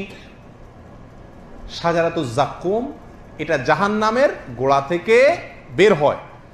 তালউহা কাআন্নাহু রুউসুশ শায়াতিন। এই গাছের যে গুচ্ছ আছে, এগুলো, ডালগুলো, শাখাগুলো শয়তানের মাথার মতো। যেহেতু জাহান্নাম সৃষ্টি করা হয়েছে জাহান্নামীদের শুধু কষ্ট আর শাস্তি দেওয়ার জন্য, এই জন্য জাহান্নামের প্রতিটি প্রতিটি বিষয় জাহান্নামীদেরকে কি দিবে? কষ্ট দিবে। এই জন্য জাহান্নামীদের জন্য যে ফলের ব্যবস্থা করা হয়েছে সেটাও মানুষের জন্য বা জাহান্নামীদের জন্য কষ্টদায়ক হবে। যে পানীয়ের ব্যবস্থা করা হয়েছে সেটাও কষ্টদায়ক হবে। এমনকি জাহান্নামে যে গাছ থাকবে, জাহান্নামের গোড়া থেকে যে গাছ বের হবে, সেই গাছের ডালগুলো, শাখাগুলো, গুচ্ছগুলো পর্যন্ত দেখলে সেটাতে কি পাবে? জাহান্নামীরা কষ্ট পাবে, অর্থাৎ আতঙ্কিত হবে, ভীতিকর হবে, ভয়ঙ্কর হবে। সেটার মাধ্যমেও, দেখার মাধ্যমেও কি পাবে? মানুষ শাস্তি পাবে জাহান্নামীরা। আল্লাহ আমাদের সবাইকে জাহান্নাম থেকে বেঁচে থাকার তৌফিক দান করুন। সম্মানিত ভাই বন্ধুগণ, তাহলে এই আয়াত থেকে বোঝা গেল শয়তানের মাথা আছে, কল্লা আছে। কারণ আল্লাহ এখানে গাছের ডালকে রুউসুশ শায়াতিন, শয়তানের মাথার সঙ্গে কি করেছেন? তুলনা করেছেন। তাহলে বোঝা গেল শয়তানের মাথা আছে। যাই হোক, এই আয়াত এবং হাদিসগুলো থেকে বোঝা গেল জিন বা শয়তান যারা আছে, দুষ্ট জিন, এদের বিভিন্ন অঙ্গ প্রত্যঙ্গ আমাদের মতো আছে। বাকি তার ধরন আমাদের মতো হুবহু হওয়াটা কি না জরুরি না। এরপরে আসা যাক জিনদের খাদ্য, পানীয় এবং আবাসন সম্পর্কে। আমাদের খাদ্য যেরকম আছে তাদেরও খাদ্য আছে কিনা, থাকলে কি কি খায় তারা? আমাদের যেরকম থাকার ঘরবাড়ি আছে, আমরা বিল্ডিং দালান কোঠা করি, তাদের তো ঘরবাড়ি দেখি না, থাকে কই এরা? এবং তারা কি পান করে? এ প্রসঙ্গে কোরআন এবং হাদিসে বেশ কিছু বর্ণনা পাওয়া যায়, যে বর্ণনা থেকে আমরা জানতে পারি যে জিনরা আমরা যেরকম খেয়ে পরে বেঁচে থাকি, তাদেরও কি আছে? খাদ্য আছে, তাদেরও পানীয় আছে। আমরা যেরকম বসবাস করি তাদেরও বসবাস বা আবাসনের জায়গা আছে, তবে কিছুটা ব্যতিক্রম এবং ভিন্ন। সহিহ মুসলিমের এক হাদিসে আসছে, রাসূল আকরাম সাল্লাল্লাহু আলাইহি সাল্লাম বলেছেন, বান্দা যখন বাসায় ঢোকার সময়, ঘরে ঢোকার সময় বিসমিল্লাহ না বলে, তখন শয়তানদের দলনেতা বলে যে আদরাকতুমুল মাবিতা ওয়াল আশা, আজ এই বাড়িতে ঢুকে রাত্রে শোয়ার ব্যবস্থা তোমাদের হয়ে গেল, বিনা ভাড়ায় এই বাড়িতে থাকতে পারলা। কারণ লোকটা বাসায় ঢোকার সময় কি পড়ে নাই? বিসমিল্লাহ পড়ে নাই। যে কোনো লোক তার রুমে, তার বাসা ঢোকার সময় যখন বিসমিল্লাহ না বলে, তার সঙ্গে শয়তান ঢুকে দল সহকারে। শুধু ঢুকে শোয়ার জন্য না, তার সঙ্গে খাওয়ায়ও কি করে? অংশগ্রহণ করে। কোন কোন বর্ণনা আসছে যখন খায় মানুষ, বিসমিল্লাহ যে না বলে তার সঙ্গে শয়তানেও খায়, অদৃশ্যভাবে, সেটা সে আঁচ করতে পারে না। আর বাসায় ঢোকার সময় যখন বিসমিল্লাহ না বলে, তখন শয়তানও প্রবেশ করে। তাহলে শয়তানের খাবারের একটা মেনু আমরা পেয়ে গেলাম, আইটেম পেয়ে গেলাম। সেটা হলো, যেই খাবারে বিসমিল্লাহ বলা হয় না, ওই খাবারে শয়তান অন্তর্ভুক্ত হয়ে সেখানে সে যোগ দেয়, সে খায়। শয়তানের খাবার প্রসঙ্গে সহিহ মুসলিমের আরেকটি বর্ণনা আছে, নবী আলাইহিস সালাম বলেছেন, কোন ব্যক্তি যদি কোনো হাড্ডি খাওয়ার সময় বিসমিল্লাহ বলে, তো আল্লাহ সুবহানাহু ওয়া তাআলা ওই হাড্ডিতে গোশতের ব্যবস্থা করে দেন, যেটা আমরা দেখি না, শয়তানরা দেখে বা জিনেরা দেখে, ওখান থেকে তারা খেতে পারে। এই জন্য আমরা যে হাড্ডিগুলা ফেলে দিই, এগুলা হাদিসের আলোকে বোঝা গেল কাদের খাবার? জিনদের খাবার। তারা সেখান থেকে খায়, কিন্তু সেটা আমরা দেখি না বা আঁচ করতে পারি না। এরকম জিনদের খাবার প্রসঙ্গে আরো বিভিন্ন আয়াত এবং হাদিস পাওয়া যায়, যেগুলো থেকে বোঝা যায় জিনরা আমাদের মতো খায়, খাদ্য গ্রহণ করে, আর বসবাসের জন্য আমাদের মতো আলাদা ঘরবাড়ি নির্মাণ করা লাগে না, বরং তারা যে কোনো জায়গায় থাকতে পারে, এমনকি আমাদের বাসা বাড়িতেও আমাদের সঙ্গে কি করতে পারে? থাকতে পারে। এরপরে আসা যাক জিনদের বিয়ে শাদী এবং বংশ বিস্তার প্রসঙ্গে। আমরা যেরকম বিয়ে শাদী করি, জিনদের বিয়ে শাদী হয় কিনা? আমাদের যেরকম ছেলে মেয়ে হয়, বংশবৃদ্ধি হয়, জিনদেরও এরকম সন্তানাদি বাড়ায় কিনা, বংশ বিস্তার হয় কিনা? তো এই প্রসঙ্গে কোরআনে কারীমের একটি আয়াত সূরা আর রহমানের, এটা উল্লেখযোগ্য। আল্লাহ সুবহানাহু ওয়া তাআলা বলেছেন, ফীহিন্না কাসিরাতুত তারফি লাম ইয়াতমিথহুন্না ইনসুন ক্বাবলাহুম ওয়ালা জান। জান্নাতের হুরদের প্রসঙ্গে আলোচনা করতে গিয়ে আল্লাহ সুবহানাহু ওয়া তাআলা বলছেন যে জান্নাতীদেরকে জীবন সঙ্গী হিসেবে যে সমস্ত হুর আল্লাহ সুবহানাহু ওয়া তাআলা দান করবেন জান্নাতে, তারা এমন হবেন, তাদের বৈশিষ্ট্য হবে এই, লাম ইয়াতমিথহুন্না ইনসুন ক্বাবলাহুম ওয়ালা জান। ওই জান্নাতি ব্যক্তি ছাড়া ইতিপূর্বে তাদেরকে পৃথিবীর বা সৃষ্টি জগতের কোনো মানুষ, এমনকি কোনো জিন, কেউ তাদেরকে স্পর্শ করেনি, তাদের সাথে মিলিত হয়নি, অর্থাৎ তারা কুমারী থাকবে। তাহলে এই আয়াত থেকে বোঝা গেল জিনরাও মিলিত হয়। সেজন্য আল্লাহ বলেছেন জিনও তাদের সঙ্গে কি হয় না? মিলিত হয়নি। আয়াত থেকে বোঝা গেল জিনরা মিলিত হয় এবং তারা মানুষের মতোই তারাও সহবাস করে এবং তাদেরও স্ত্রী প্রয়োজন হয় এবং তাদের মধ্যে স্ত্রী আছে। অন্য আয়াতে আল্লাহ সুবহানাহু ওয়া তাআলা বলেছেন, আফাতাত্তাখিযুনাহু ওয়া যুররিয়াতাহু আউলিয়া মিন দুনি। তোমরা কি শয়তান এবং তার বাহিনীকে, তার সন্তানদেরকে অভিভাবক বানাবে আমাকে ছাড়া? এর থেকে বোঝা গেল শয়তানের কি আছে? সন্তানাদি আছে, কারণ যুররিয়া মানে সন্তান। আল্লাহ বলছেন তার সন্তানদেরকে, সন্তানকে এবং সন্তানের বংশধরদেরকে কি তোমরা অনুকরণ করবে? তাদের কি তোমরা অভিভাবক বানাবে? এর থেকে বোঝা গেল তাদের কি আছে ভাই? সন্তানাদি আছে। আর সন্তানাদি থাকতে হলে কি লাগে? বিয়ে শাদী করা লাগে বা স্ত্রী থাকা লাগে, তার মাধ্যমে তো সন্তানাদি আসে। এখন কথা হলো তাদের বংশ বিস্তার কি আমাদের মতো এরকম স্বামী স্ত্রী মিলনের মাধ্যমেই হয়, না অন্য কোনো প্রক্রিয়া আছে? এ প্রসঙ্গে ইমাম শাআবী রাহিমাহুল্লাহ বলেন যে আমাকে এক ব্যক্তি জিজ্ঞাসা করছে ইবলিসের বিয়ে হয়েছে কিনা। তখন ইমাম শাআবী রাহিমাহুল্লাহ বলেন যে তুমি এমন এক বিয়ে সম্পর্কে জিজ্ঞাসা করছো, এমন এক বউ সম্পর্কে জিজ্ঞাসা করছো যে বিয়েতে আমি ছিলাম না। তার মানে তিনি তার কথা দ্বারা বুঝিয়েছেন যে যেহেতু বংশ বিস্তার হয় ইবলিসের, শয়তানের, জিনদের, তাহলে তাদের কি আছে? অবশ্যই স্ত্রী আছে। বিশিষ্ট তাবী মুজাহিদ রাহিমাহুল্লাহ বলেন যে ডিমের মাধ্যমে জিনরা বংশ বিস্তার করে থাকে এবং কোন কোন বর্ণনায় এ থেকে ইঙ্গিত পাওয়া যায় বিষয়।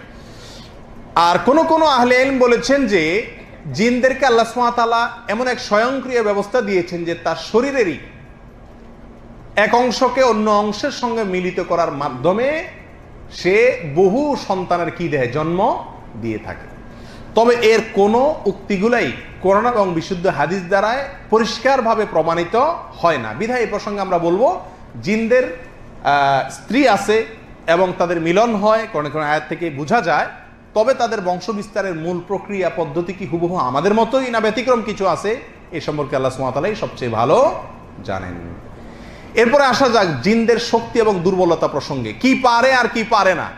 জিনদের শক্তি, বৈশিষ্ট্য এবং ক্ষমতার দিক হলো তারা দ্রুত যে কোনো জায়গায় চলে যেতে পারে। বিশেষ করে প্রথম কিসিমের জিন যে হাদিসে আসছে, বাতাসের সাথে যারা মিশে থাকে, তারা যে কোনো জায়গা থেকে অন্য জায়গায় চলে যেতে পারে খুব দ্রুত। এটা একটা তাদের ক্ষমতা। তাদের আরেকটা ক্ষমতার দিক হলো যে কোনো আকৃতি ধারণ করতে পারে সাধারণ জিনেরা। ওয়াহাব ইবনে মুনাব্বিহ রাহিমাহুল্লাহর মতে যে কোনো জিনই যে কোনো আকৃতি ধারণ করতে পারে। অনেক গবেষকরা বলেছেন না, বিশেষ শ্রেণীর জিন তারা যে কোনো আকৃতি, বিড়াল, শূকর, কুকুর, মানুষ, যে কোনো মানুষের বা অন্য কোনো কিছুর আকৃতি ধারণ করতে পারে। এটাও তাদের একটা ক্ষমতা। তাদের মধ্যে আরেকটা দিক হলো জিনদের একটা বিশেষ শ্রেণীর জিন তারা অনেক বড় বড় স্থাপনা নির্মাণ করতে পারে। আরেকটা তাদের ক্ষমতার দিক হলো তারা মানুষের উপরে প্রভাব বিস্তার করতে পারে। এই ক্ষমতা আল্লাহ তাআলা দিয়ে দিয়েছেন। মানুষের উপরে চেপে বসতে পারে, বসে পুরা মানুষকে তার কন্ট্রোলে সে নিয়ে যেতে পারে। এই ক্ষমতা তাদেরকে দিয়ে রাখছেন। এরপর আসে তাদের দুর্বলতার দিক। তাদের কিছু দুর্বলতার দিকও আছে। ওই যে মারেদ কিসিমের জিনের কথা বলছি, যারা আকাশের দিকে উঠে গায়েবের কথাগুলোকে চুরি করার জন্য, এদের দুর্বলতার দিক হলো বিশেষ সীমার পরে তারা অতিক্রম করতে পারে না। আল্লাহ তাআলা বিশেষ কিসিমের কিছু তারকা সৃষ্টি করেছেন তাদেরকে নিক্ষেপ করে হটাবার জন্য। তাহলে এটা একটা দুর্বলতার দিক যে তারা চাইলেই যে কোনো জায়গায় চলে যেতে পারে না। তাদের দুর্বলতার আরেকটা দিক হলো জিনরা অনেক অলৌকিক, অনেক আশ্চর্যজনক কিছু করে দেখাইতে পারে আমাদেরকে, কিন্তু তারা নবীদের মতো মুজিজা দেখাইতে পারে না। নবীদের মুজিজা এমন যে তার কোনো বিকল্প হয় না, তার কোনো বিকল্প কেউ সৃষ্টি করতে পারে না। এরকম নবীদের মতো মুজিজা দেখাইতে তারা পারে না, এটা তার দুর্বলতার দিক। আরেকটা দুর্বলতার দিক হলো জিনরা বা দুষ্ট জিন শয়তানরা নেককার এবং ভালো সৎ মানুষদেরকে খুব ভয় পায়। আমলি, নামাজি এবং জিকির করা মানুষ, দিনদার মানুষ, মুত্তাকি পরেজগার মানুষকে তারা প্রচন্ড ভয় পায়। এটা তাদের একটা দুর্বলতার দিক। এত পাওয়ার থাকা সম্পর্ক তাদেরকে খুব ভয় পায়। আরেকটা দুর্বলতার দিক হলো আল্লাহ বলেছেন কোরআনে, ইন্না কায়দাশ শাইতানি কানা যায়ীফা।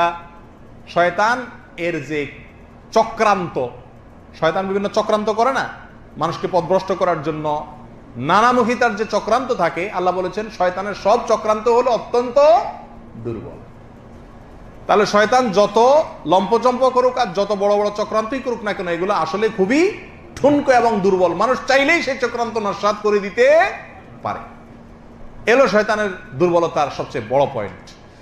এরপরে আসি, জিনরা কি গায়েব জানে? আমাদের সমাজে অনেক মানুষ মনে করেন যে জিনরা কি জানে? গায়েব জানে। এই জন্য কারোর চাবি হারাইছে, ছেলে হারাইছে, মেয়ে হারাইছে, কোথায় ছেলেটা আছে, এখন মেয়েটা কোথায় আছে, জিনিসটা কোথায় আছে, কে চুরি করে নিছে, এসব বিষয়ে জানার জন্য অনেক লোক জিন হাজির করে। আর আমরা তাদের কাছে যাই এবং তাদের জিন হাজির করার পরে জিনে বলে দেয় যে এটা অমুক জায়গায় আছে, অমুক জায়গায় আছে, বা ভবিষ্যতে এটা হবে, ওইটা হবে। জিনেরা গায়েব জানে, এই আকীদা কোনো মুসলমান পোষণ করতে পারে না। এটা ইমানের সঙ্গে সাংঘর্ষিক, ইমান বিরুদ্ধ আকীদা। গায়েবের মালিক একমাত্র কে? আল্লাহ সুবহানাহু ওয়া তাআলা। আল্লাহ ছাড়া পৃথিবীতে নবী রাসূলগণও গায়েব জানেন না, ফেরেশতারাও গায়েব জানেন না, জিন জাতীয় গায়েব জানে না। তবে তাদেরকে আল্লাহ সুবহানাহু ওয়া তাআলা কিছু ক্ষমতা যেহেতু দিয়েছেন, এজন্য তারা কিছু কিছু কথা বলতে পারে যেগুলো দেখে আমরা মনে করি কি তারা বোধহয় গায়েব এর এলেম আছে, অদৃশ্যের এলেম আছে। মূলত এরকম কোনো কথা সঠিক নয়। এ বিষয়ে কোরআনে কারীমের একটি আয়াতে স্পষ্ট ভাষা আল্লাহ সুবহানাহু ওয়া তাআলা বলেছেন সূরা সাবা 14 নম্বর আয়াতে, ফালাম্মা খাররা তাবায়্যানাতিল জিন্নু আল্লাহু কানু ইয়ালামুনাল গায়বা মা লাবিথু ফিল আযাবিল মুহিন। বাইতুল মাকদিস বা মসজিদে আকসা, এটা নির্মাণ করার জন্য সুলাইমান আলাইহিস সালাম জিনদের মধ্যে যারা নির্মাণ শ্রমিক এদেরকে লাগাইছিলেন। কোরআনে কারীমে বিস্তারিত আলোচনা আছে। আল্লাহ সুবহানাহু ওয়া তাআলা সুলাইমান আলাইহিস সালামকে যে মওত দিয়েছেন, তখন তিনি সুপারভাইজ করতেছিলেন, এই নির্মাণ কাজের দেখাশোনা এবং নেতৃত্ব দিচ্ছিলেন। লাঠি নিয়ে ভর করে দাঁড়িয়ে অনেক দিন লাগছে এই মসজিদ নির্মাণ করতে। এর মধ্যে আল্লাহ সুবহানাহু ওয়া তাআলা তার মওত দিয়ে দিলেন। সুলাইমান আলাইহিস সালাম মারা গেলেন। কোন অবস্থায়? ওই লাঠি ভর দেওয়া অবস্থা। কিন্তু ওই অবস্থায় তিনি ছিলেন। জিনরা মনে করলো যে উনি হয়তো বেঁচে আছে, জন্য ভয়ে ভয়ে খুব ধুমসে কাজ শেষ করছে, কাজ করছে। যখন লাঠির নিচ দিয়া পোকা খেতে খেতে লাঠি ঠুনকো হয়ে গেছে, তখন তিনি পড়ে গেলেন। আর তখন জানতে পারছে শয়তানরা যে এই লোকটা তো আসলে বেঁচে নাই। তো আল্লাহ বলছেন, লাউ কানু ইয়ালামুনাল গায়ব, জিনরা যদি গায়েব জানতো তাহলে তারা তো এটাও জানতো যে সুলাইমান আলাইহিস সালাম মারা গেছে। তাহলে বোঝা গেল আয়াতে আল্লাহ সুবহানাহু ওয়া তাআলা পরিষ্কার ভাষায় বললেন যে জিনরা কি জানে না? গায়েব জানে না। জিনরা গায়েব জানে, এই আকীদা বিশ্বাস রাখা এটা ঈমানের জন্য হুমকি স্বরূপ এবং বিধ্বংসী আকীদা। এরপরে আসি, জিন কি মানুষের উপরে আসর করতে পারে কিনা?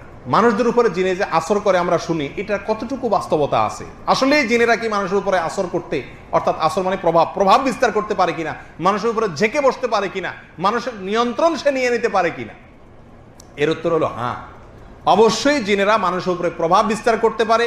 মানুষকে স্পর্শ করে, টাচ করে মানুষের শরীরে মানুষকে পাগলের মতো করে দিতে পারে, এবং মানুষের উপরে ভর করে তাকে নিয়ন্ত্রণ করতে পারে, এবং মানুষের স্বাভাবিক জীবন ব্যাহত করে দিতে পারে, নষ্ট করে দিতে পারে, জীবনটাকে একেবারে বিষিয়ে তুলে দিতে পারে, পাগলে পরিণত করতে পারে মানুষকে। কে? জিনে।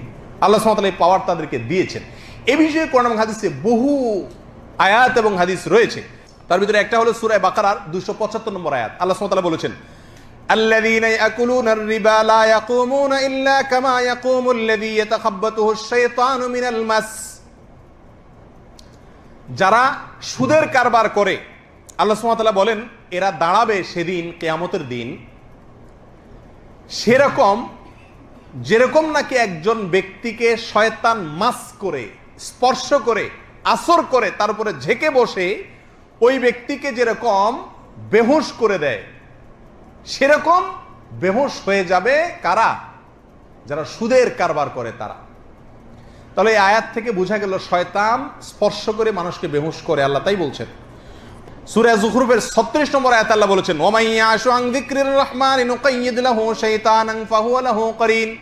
যে ব্যক্তি আল্লাহর জিকির থেকে গাফিল থাকে, নামাজ নাই, রোজা নাই, কোরআন তেলাওয়াত নাই, ইত্যাদি নাই, আল্লাহ বলেন তার জন্য আমি একজন শয়তান নিযুক্ত করে দিই এবং সে তার বন্ধু হয়ে যায়, তার সঙ্গে থাকে, তার কারিন হয়ে যায়, তার সঙ্গী হয়ে যায়। তাহলে এখান থেকে বোঝা গেল শয়তান মানুষের সঙ্গী হয়ে যেতে পারে। সূরা সাদের 41 নম্বর আয়াতে আল্লাহ সুবহানাহু ওয়া তাআলা আইয়ুব আলাইহিস সালাম সম্পর্কে বলেছেন, ওয়াযকুর আবদানা আইয়ুব ইয নাদা রাব্বাহু আন্নী মাসসানিয়াশ শাইতানু বিনুসবিন ওয়া আযাব। তোমরা স্মরণ করো আইয়ুবের কথা আমার নবী, যখন তিনি বলেছেন ও আমার রব, আমাকে স্পর্শ করেছে শয়তান, স্পর্শ করে আমাকে কষ্ট দিচ্ছে। এখান থেকে বোঝা গেল আল্লাহর নবী আইয়ুব আল্লাহর নবী ছিলেন আলাইহিস সালাতু ওয়াস সালাম, তাকে পর্যন্ত শয়তান স্পর্শ করছে, আসর করছে। তাহলে আমাদের সাধারণ মানুষকে শয়তান আসর করতে পারে কি পারে না? বোঝা গেল আয়াতগুলো থেকে পরিষ্কার ভাবে। এখন একটা জটিলতা হলো মানসিক রোগী যাদেরকে আমরা বলি, এদের সঙ্গে জিনে ধরা রোগীর হুবহু মিল আছে, দেখতে একই রকম লাগে।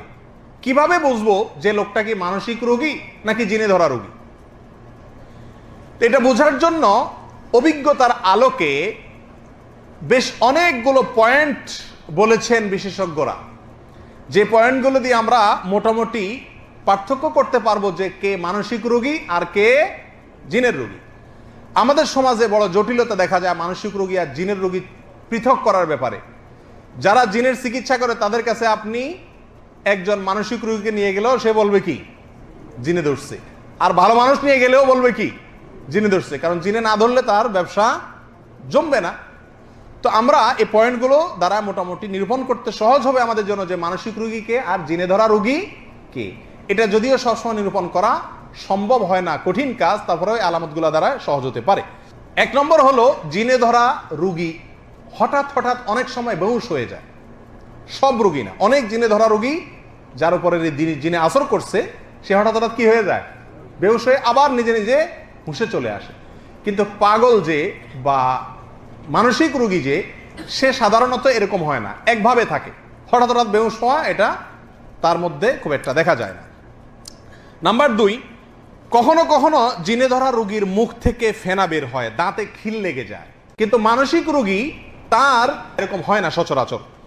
নাম্বার 3, জিনে ধরা রোগী প্রায় স্বপ্নে সাপ, কুকুর, বিচ্ছু, বানর, শিয়াল, ভীতিকর অনেক বস্তু দেখে এবং এগুলো শয়তানে তাকে ভয় দেখানোর জন্য করে। পাগল বা মস্তিষ্ক বিকৃত মানসিক রোগীর ভিতরে এই সমস্যাটা এরকম দেখা যায় না।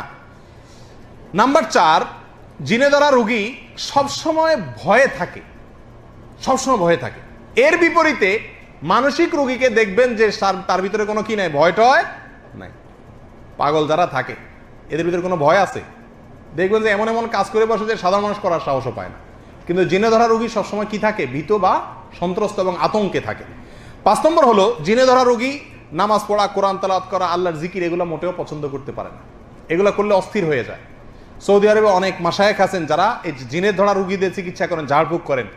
তাদের কাছে যারা গেছেন আপনারা অনেকে দেখছেন, জানেন যে তেলাওয়াত যখন শুরু করেন, যার ভেতরে জিনের আসর আছে, পাগলের মতো সে ছটফট করতে থাকে, সেখানে থাকতেই পারে না, বাইরে রাখতে হয় তাকে, শুধু তেলাওয়াতের কারণে এই প্রতিক্রিয়াটা সৃষ্টি হয়। অথচ মানসিক রোগীর ভিতরে এই সমস্যা থাকে না। নাম্বার 6, জিনে ধরা রোগী কখনো কখনো ভিন্ন ভাষায়, ভিন্ন স্টাইলে কথা বলে, যেটা তার অজানা, গলার আওয়াজ চেঞ্জ, ভাষা চেঞ্জ, এগুলো সব ওই জিনে করে প্রভাবের মাধ্যমে। তো মানসিক রোগী সে মানসিক রোগী হওয়ার আগে যেভাবে কথা বলে পরেও ওইভাবেই থাকে, কথার ক্ষেত্রে ব্যস্ত হয় না। 7 নম্বর হলো জিনে ধরা রোগী অধিকাংশ সময় স্বাভাবিক থাকে, মাঝে মধ্যে অস্বাভাবিক আচরণ করে, পাগলের মতো করে, সবসময় কন্টিনিউ খুব একটা করে না, কিন্তু মানসিক রোগী সাধারণত যতক্ষণ মানসিক রোগ হয় ততক্ষণ পর্যন্ত পাগলের মতো বা অস্বাভাবিক আচরণ করতেই থাকে। নাম্বার 8, জিনে ধরা রোগী, তার থেকে অনেক সময় আশ্চর্যজনক অনেক কিছু দেখা যায়। যেমন গাছের ডালে উঠে বসে আছে, এরকম হয় কি হয় না? চিকন একটা ডালে বসে আছে, কিভাবে বসে আছে? কিন্তু কোনো মস্তিষ্ক বিকৃত ব্যক্তি বা মানসিক রোগী, তার দ্বারা এরকম আশ্চর্যজনক জিনিস দেখা যাবে না বা যায় না। জিনে ধরা রোগী, তার দ্বারা যে অলৌকিক অনেক কিছু দেখা যায়, এটা আমি নিজের চোখে বহুবার দেখার সুযোগ হয়েছে। কিছুদিন আগে আমার খুব নিকট আত্মীয়, আমার শ্যালিকার মেয়ে, একই বিল্ডিংয়ে থাকে আমার বাসায়, তো তাকে জিনে পেয়ে বসছে। তো তার দাঁড়ানো অবস্থা তাকে ধাক্কা মারে, স্বাভাবিক অবস্থা, এমন জোরে ধাক্কা মারে উপরে হয়ে পড়ে যায়। এবং নামাজ পড়তে গেলে ধাক্কা মারে, অন্য সময় মারে না। নামাজে দাঁড়াইছে, বসছে, অজু করতে গেছে, ধাক্কাইতে ধাক্কাইতে অবস্থা খারাপ করে ফেলে। সবাই ভালো বাসার মধ্যে, তারা ধাক্কায় ফেলে দেয়। যারা জিনের অস্তিত্বকে অস্বীকার করেন সেসব দার্শনিক এবং বিজ্ঞানী ভাইরা আর কি ব্যাখ্যা দিবেন? তার পায়ে রশি বেঁধে রাখা লাগে, খাটের থেকে ফেলে দেয় না। রশি বাঁধলে, শক্ত রশি বাঁধছে, সঙ্গে সঙ্গে আবার খুলে গেছে। এটা কিভাবে সম্ভব? এগুলো সবগুলো এই অলৌকিক আশ্চর্যজনক জিনিসগুলো প্রমাণ করে যে এটা কিসে করছে? জিনে করছে। 9 নম্বর হলো, জিনে ধরা রোগীর কাছে তার স্বামী, ঘর, সংসার এগুলো সব বিতৃষ্ণ লাগে। এটা মানসিক রোগীর কাছেও হতে পারে, কিন্তু জিনে ধরার কাছে একেবারে বিতৃষ্ণই লাগে সবসময়। 10 নম্বর হলো, জিনে ধরা রোগীর উপরে যখন জিন চড়াও হয়, তখন ক্যামেরা দিয়ে ছবি তুললে অনেক সময় ছবি ঝাপসা আসে। মানসিক রোগীর বেলা সেটা আসে না। তবে এটা সবসময় সবার ক্ষেত্রে প্রযোজ্য হবে এমনটিও নয়। কোনো জিনে ধরা রোগীর ছবি পরিষ্কারও আসতে পারে, সেটা ভিন্ন বিষয়। তাহলে এই আলামতগুলো দ্বারা, মোটামুটি 10টি আলামত দ্বারা আমরা চিহ্নিত করতে পারবো বা পৃথক করা সহজ হবে কে মানসিক রোগী আর কে জিনে ধরা। আমাদের সমাজে একটা সমস্যা আছে, কিছু লোক আছে যারা জিনে ধরা রোগী সাজে, আসলে তাদের জিনেও ধরে নাই, মানসিক রোগ তো নাই। তো জিনে ধরা রোগী যা যা করে তা তা করে। এখন এগুলা করলে অনেক সময় আমরা বিশ্বাস করতে বাধ্য হই যে আসলেই জিনে টিনে ধরছে কিনা। তো এগুলো যারা করে তারা আসলে বিশেষ কোনো টার্গেটের জন্য করে, কিছু পাওয়ার জন্য করে। তো তার পাওয়ার জিনিসটা যদি তাকে দেওয়ার ওয়াদা করা হয়, দেখবেন যে এটা চলে গেছে, তাহলে বুঝবেন এটা আসলে ধান্দাবাজ, নকল জেনে ধরা রোগী, আসল জেনে ধরা রোগী না। এটাও মোটামুটি বোঝা যায় এবং চিহ্নিত করা যায়। এরপরে আসি, কি কারণে জিন মানুষের উপরে চড়াও হয়? সাধারণত আসর করে বসে, প্রভাব করে বসে, এবং জিনে হামলা করে করে আপনার জীবনকে ধ্বংস করে দেয়, পাগল বানায় দেয় আপনাকে। কেন এই সমস্যাগুলো সাধারণত হয়? কাদের উপরে হয়? কেন হয়? এর অনেকগুলো কারণ আছে। এর ভিতরে একটা হলো, জিনের প্রতি যদি জুলুম অবিচার করেন, জিনদের বসবাসের জায়গাতে আপনি আগুন জ্বালায় দিলেন বা আগুন গরম পানি ঢেলে দিলেন বা তাদেরকে ডিস্টার্ব করলেন এক কথায়, তখন তারা দেখা যায় আপনার উপরে প্রভাব বিস্তার করে বা আপনার পরিবারের কোনো সদস্যের উপরে ঝেঁকে বসে। বলে জিনদেরকে আমরা কষ্ট দিতে পারি? হ্যাঁ, আমাদের কষ্ট দেওয়ার বহুত পদ্ধতি আছে। তার বসবাসের জায়গায় আপনি পেশাব করে দিলেন, তখন তার কষ্ট হবে। গরম পানি ঢেলে দিলেন, তখন তার কষ্ট হবে। তার বসবাসের জায়গাগুলো কি সেটা আমরা পরে আলোচনা করবো। একটু পরে আমরা বলতেছি যে কিছু কিছু জায়গা আছে যে জায়গাগুলোতে জিন কি থাকে, বেশি থাকে, এবং হাদিসে সেই জায়গাগুলোর কথাও বলা আছে। অতএব এই কারণে অনেক সময় জিনের আক্রমণের শিকার হয়, আমরা অজান্তে তাদেরকে ক্ষতি করে ফেলি। নাম্বার 2, অতিরিক্ত ভয় যাদের উপরে থাকে, যাদের মধ্যে থাকে, এই ভীতু টাইপের বা অতিরিক্ত ভয় থাকা লোকগুলাকেও শয়তান বা দুষ্ট জিনে কি করে? আক্রমণ করে। নাম্বার 3, মাত্রাতিরিক্ত উদাসীনতা, বেখিয়াল, এবং বিশেষ করে আল্লাহর জিকির থেকে গাফেল, এটাও জিনে আক্রমণের একটা বড় কারণ। আপনারা বলবেন যারা অমুসলিম, কই তাদের মধ্যে, তারা তো আল্লাহর জিকির থেকে পুরাই গাফেল, তাদের তো আমরা দেখি না জিনে ধরা গিয়ে আক্রমণ করছে। তাদেরকে তো দুষ্ট জিন বা শয়তানের জাহান্নামের কথা নিয়েই রাখছে, আর এরপরেও তাদের মধ্যেও জেনে ধরার প্রবণতা বা ঘটনা ঘটে, কিন্তু সেগুলোকে তারা মানসিক রোগী হিসাবে সারা জীবন চিকিৎসা করে, কিন্তু কোনো উপকার পায় না। নাম্বার 4, নোংরা এবং অপবিত্র থাকা। যেই ঘরে বা যেই ব্যক্তি অতিরিক্ত নোংরা থাকে, অপবিত্র থাকে, ওই জায়গাতে ওই ব্যক্তিকে জিনে ধরার বা জিনে তার উপরে প্রভাব বিস্তার করার, আসর করার আশঙ্কা বেশি থাকে, কারণ নোংরা জায়গায় জিনের অবস্থান বেশি থাকে। নাম্বার 5, অপবিত্র স্থানে যে বসবাস করে, অপবিত্র স্থানে থাকে, বা বাসার ভিতরে অপবিত্রতা, পেশাবের গন্ধ সব সময়, পেশাব থাকে, ময়লা থাকে, এগুলা জিনের আখড়া থাকে সাধারণত। ওই রকম জায়গাতেও জিনে ওই রকম ব্যক্তিকেও প্রভাব বিস্তার করে, আসর করে বসে, যে এরকম অপবিত্র স্থানে থাকে। এরকম আরো বহু কারণ থাকতে পারে যে কারণে জিনের আসর মানুষের উপরে পড়ে থাকে।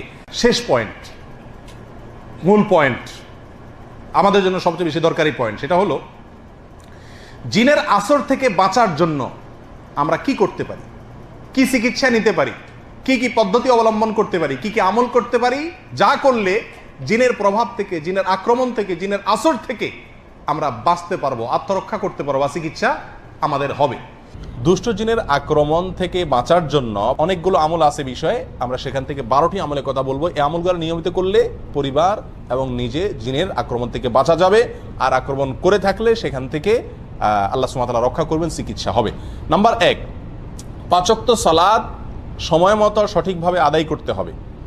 5 ওয়াক্ত সালাতের পাশাপাশি পরিপূর্ণভাবে ইসলামের উপরে চলার চেষ্টা করতে হবে, তাকওয়ার উপরে চলার চেষ্টা করতে হবে।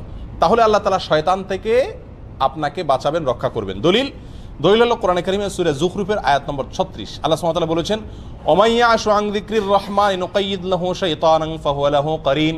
যে আল্লাহর জিকির থেকে, আল্লাহর স্মরণ থেকে গাফেল হয়ে যায়, নামাজ নাই, রোজা নাই, আল্লাহর স্মরণ নাই, দুনিয়ার ভিতরে ডুবে থাকে, হাসি তামাশা বিনোদনের ভিতরে ডুবে থাকে, শুধুমাত্র আল্লাহর জিকির স্মরণ তার জীবনে নাই, আল্লাহ বলেন ওই ব্যক্তির জন্য আমি একটি শয়তান নিযুক্ত করে দেই।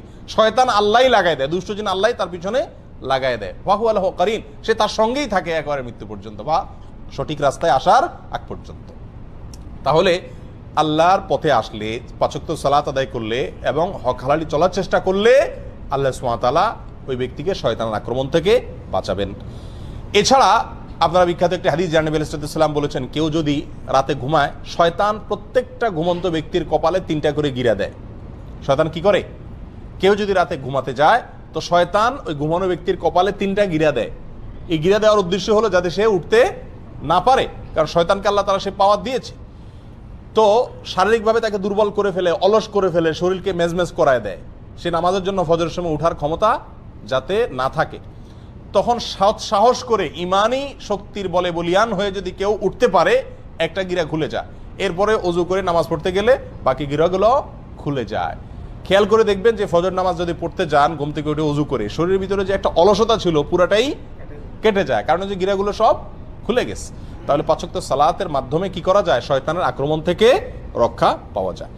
দ্বিতীয় করণীয় হলো, সকাল সন্ধ্যায় নবী আলাইহিস সালাম বহুত গুরুত্বপূর্ণ জিকির এবং দোয়া শিখাইছেন। নিয়মিত যদি কোনো পরিবারের সদস্যরা সকাল সন্ধ্যার এই দোয়াগুলা সব সময় করে, কোনো কষ্টের বিষয় না, খুব সহজ, তাহলে ওই পরিবারের সদস্যদেরকে আল্লাহ তাআলা জিনের আক্রমণ থেকে কি করেন?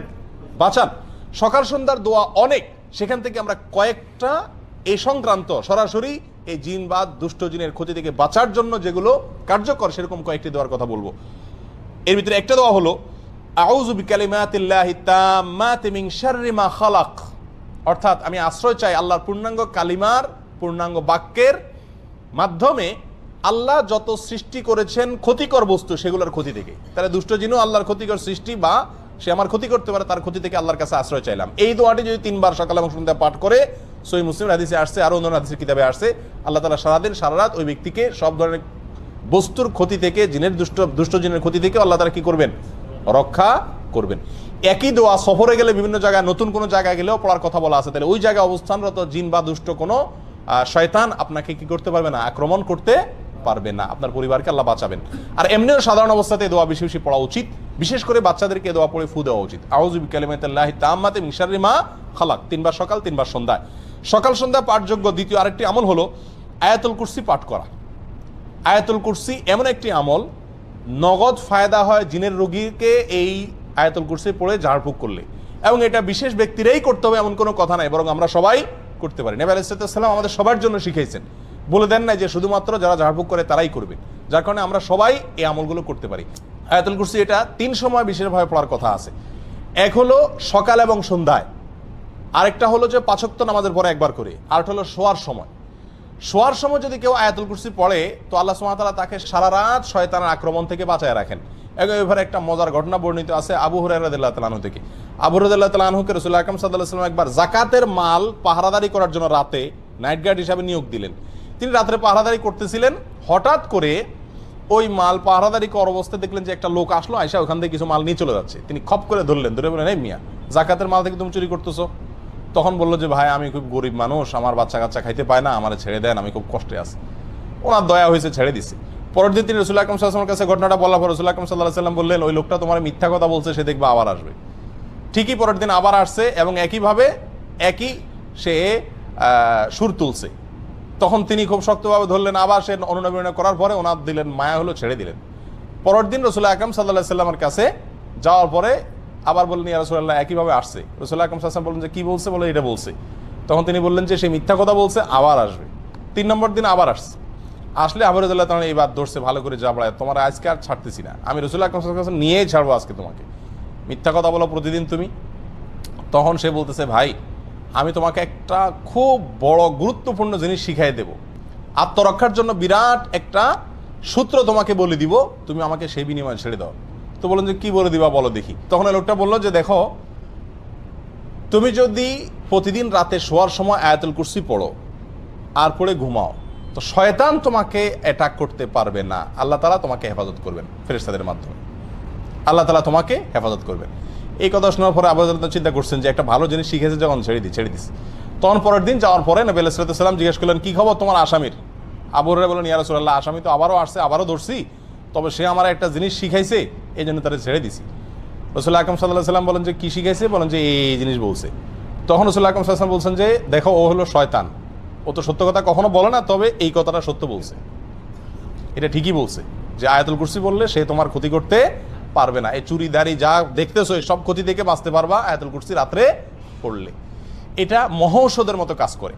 আর সকাল সন্ধ্যা আয়াতুল কুরসির পরেও হাদিসের ভিতরে বর্ণিত আছে যে ব্যক্তি আয়াতুল কুরসি সকাল এবং সন্ধ্যায় একবার করে পড়বে, আল্লাহ সুবহানাহু ওয়া তাআলা শয়তান থেকে রক্ষা করবেন। তারগীব এবং তারহিবে হাদিসটি বর্ণিত হয়েছে। আর 5 ওয়াক্ত সালাতের পরেও আছে। অতএব আয়াতুল কুরসি পড়বো। সকাল সন্ধ্যা আমলের ভিতরে আরেকটি আমল আছে, যে আমলটি হলো সূরা ইখলাস 3 বার, সূরা ফালাক 3 বার, সূরা নাস 3 বার। এগুলো 3 বার যদি পাঠ করা হয় সকালে এবং সন্ধ্যায়, আল্লাহ তাআলা সব কিছুর ক্ষতি থেকে বাঁচায় রাখেন। সুনান আবু দাউদ এবং তিরমিজিতে হাদিসটি বর্ণিত হয়েছে। 3 বার কুল হুয়াল্লাহ, 3 বার সূরা কুল আযুর ফালাক এবং 3 বার কুল আযুর রাব্বিন নাস। সকালে 3 বার, সন্ধ্যায় 3 বার। ইনশাআল্লাহ সব কিছুর ক্ষতি থেকে আপনি বাঁচবেন। 4 নম্বর সকাল সন্ধ্যার আমল হলো বিসমিল্লাহিল্লাযী লা ইয়াদুররু মা ইসমিহি শাইউন ফিল আরদি ওয়ালা ফিস সামা ওয়া হুয়াস সামিউল আলিম। এই দোয়াটি সকালে 3 বার, সন্ধ্যায় 3 বার পাঠ করা। দোয়ার অর্থ হলো, ওই আল্লাহর নামে আমি শুরু করতেছি সকাল বা সন্ধ্যা, যে আল্লাহর নামে কোনো কিছু কোনো ক্ষতি করতে পারে না। এই দোয়া সকালে 3 বার, সন্ধ্যায় 3 বার পাঠ করলো আল্লাহ তাআলা হেফাজত করে। তাহলে সকাল সন্ধ্যার দোয়াগুলো পাঠ করলে জিনের, দুষ্ট জিনের আক্রমণ থেকে বাঁচা যায়। বিশেষ করে এই 4টি দোয়ার কথা বললাম। তাহলে 2টি আমল গেল। 1 নম্বর আমল হলো যে 5 ওয়াক্ত নামাজ এবং হক হালালি তাকওয়ার উপরে চলার চেষ্টা করা। 2 নম্বর আমল হলো সকাল সন্ধ্যার দোয়াগুলো নিয়মিত পড়ার চেষ্টা করা, বিশেষ করে এই দোয়াগুলো। 3 নম্বর আমলে আসি। 3 নম্বর আমল হলো খাবার গ্রহণ করার সময় বিসমিল্লাহ পাঠ করা। কারণ হাদিসে আসছে, নবী আলাইহিস সালাম বলেছেন, সহিহ মুসলিমে বর্ণিত হয়েছে, যদি কেউ খাদ্য গ্রহণের সময় বিসমিল্লাহ না বলে, তখন শয়তান ওই তার খাবারে যোগ দেয় এবং তার সঙ্গে খাবারে অংশগ্রহণ করে। তাহলে শয়তান থেকে, আপনার খাবার থেকে বাঁচাইতে চাইলে খাবার শুরুতে কি পড়তে হবে? বিসমিল্লাহ। এবং সবাইকে এটা শিখাইতে হবে পরিবারের, যে বিসমিল্লাহ ছাড়া কোনো খাবার শুরু করা যাবে না। একইভাবে ঘরে প্রবেশের সময় বিসমিল্লাহ পড়ে প্রবেশ করতে হবে। কারণ এই বিষয়ে হাদিসে বর্ণিত হয়েছে, নবী আলাইহিস সালাম বলেছেন যে ঘরে ঢোকার সময় যদি কেউ বিসমিল্লাহ বলতে ভুলে যায়, তখন শয়তানের দলনেতা বলে যে এই বাসায় আজকে থাকার এবং রাত্রে এদের সাথে খাওয়ার সুযোগ হয়ে গেল, ঢুকো সবাই। দলে দলে আপনার সাথে শয়তান ঢুকে পড়ে এবং আপনার ক্ষতি করে। আর যদি বিসমিল্লাহ কেউ পড়ে, তখন শয়তান আর তার দলনেতারা বলে যে আজকে এই বাসায় থাকার এবং খাওয়ার সুযোগ হইল আর না। এই জন্য বাসায় যতজন ঢুকবে, যে কোনো রুমে থাকবেন, আপনি ঢুকার সময় কি পড়বেন? বিসমিল্লাহ পড়বেন। 4 নম্বর আমল হলো হাই আসলে হাত দেওয়া বা কিছু দিয়ে মুখ ঢাকা। এটা পরীক্ষিত, যাদেরকে জিনে আক্রমণ করে, এরকম বহু রোগীকে দেখেছি আমরা, যে তারা বেশি বেশি হাই তোলে ওই সুযোগে জিন বা দুষ্ট জিন, শয়তান মানুষের শরীরে প্রবেশ করে মানুষের ক্ষতি করার চেষ্টা করে। এই জন্য হাই তোলার সময় হাত দিতে হবে। নবী আলাইহিস সালাম এটা শিখাইছেন, সহিহ মুসলিম, আবু দাউদে হাদিসটি বর্ণিত হয়েছে। তোমাদের কেউ যদি হাই তোলে, সেই জন্য তার মুখে হাত দিয়ে বা কোনো কিছু দিয়ে বাধা দেয়, কারণ হাই তোলার সময় শয়তান প্রবেশ করে। তাহলে হাই তোলার সময় হাত দিতে হবে। 5 নম্বর আমল হলো ঘুম থেকে উঠার পর অজু করার সময় নাকে পানি দিয়ে নাক ঝাড়া। কারণ হাদিসে আসছে, রাত্রে যখন মানুষ ঘুমায়, নাকের বাঁশির ভেতরে শয়তান গিয়ে বাসা বাঁধে। যদি নাকে পানি দিয়ে ঝাড়ে 3 বার, তখন সে বের হয়ে যেতে বাধ্য হয়। 6 নম্বর আমল হলো শয়তান এবং দুষ্ট জিনের আক্রমণ থেকে বাঁচার জন্য পরিষ্কার পরিচ্ছন্নতা অবলম্বন করা। কারণ অপরিষ্কার এবং নোংরা জায়গায় শয়তানের অবস্থান থাকে। এ বিষয়ে বিভিন্ন বর্ণনা পাওয়া যায় এবং আল্লামা ইবনে তাইমিয়া রাহিমাহুল্লাহ বলেছেন, সাধারণত দুষ্ট জিনেরা ময়লা আবর্জনা, মলমূত্র ত্যাগের খারাপ জায়গা এগুলোতে থাকে। বাসা বাড়িতে মলমূত্রের গন্ধ, পোলাপানের মলমূত্র হোক আর বড়দের হোক, এরকম যদি থাকে এবং ময়লা আবর্জনা পড়ে থাকে, এবং সেগুলো ফালাই না হয় সময় মতো, তাহলে সেখানে শয়তান বা দুষ্ট জিন বাসা বাঁধে। এই জন্য ওখান থেকে পরিষ্কার, ঘরবাড়িকে এগুলো থেকে পরিষ্কার রাখতে হবে। 7 নম্বর আমল হলো পেশাব পায়খানা দুষ্ট জিনের বড় একটা আখড়া।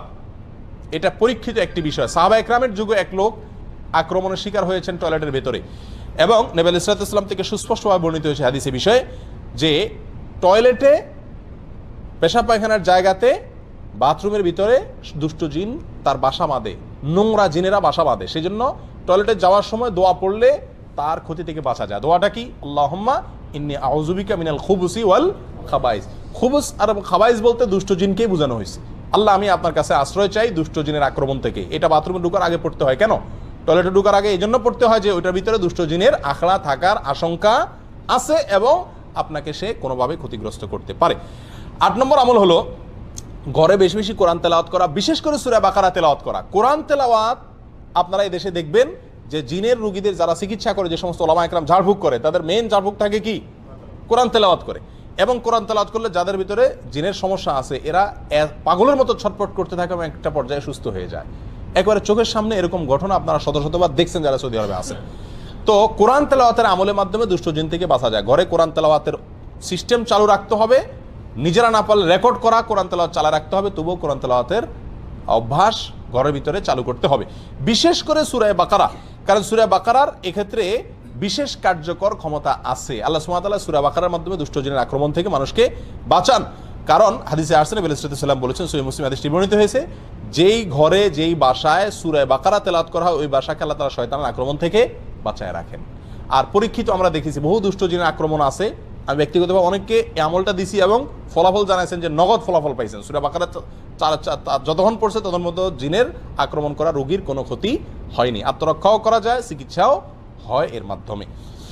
10 নম্বর আমল হলো কোনো গর্তে পেশাব পায়খানা না করা। অনেকে ইচ্ছাকৃত ওই রাস্তার আশেপাশে, বিশেষ করে গ্রামে গঞ্জে গেলে দেখা যায় গর্তে টর্তে পেশাব করেন। গর্তে পেশাব করা নিষেধ। এক হাদিসে গর্তে পেশাব করতে নিষেধ করা আছে, নবী সাল্লাল্লাহু আলাইহি ওয়াসাল্লাম নিষেধ করেছেন। একজন বিখ্যাত তাবি কাতাদাকে জিজ্ঞাসা করা হয়েছে এর কারণ কি হতে পারে, কেন গর্তে পেশাব করতে নিষেধ করা হয়েছে হাদিসে।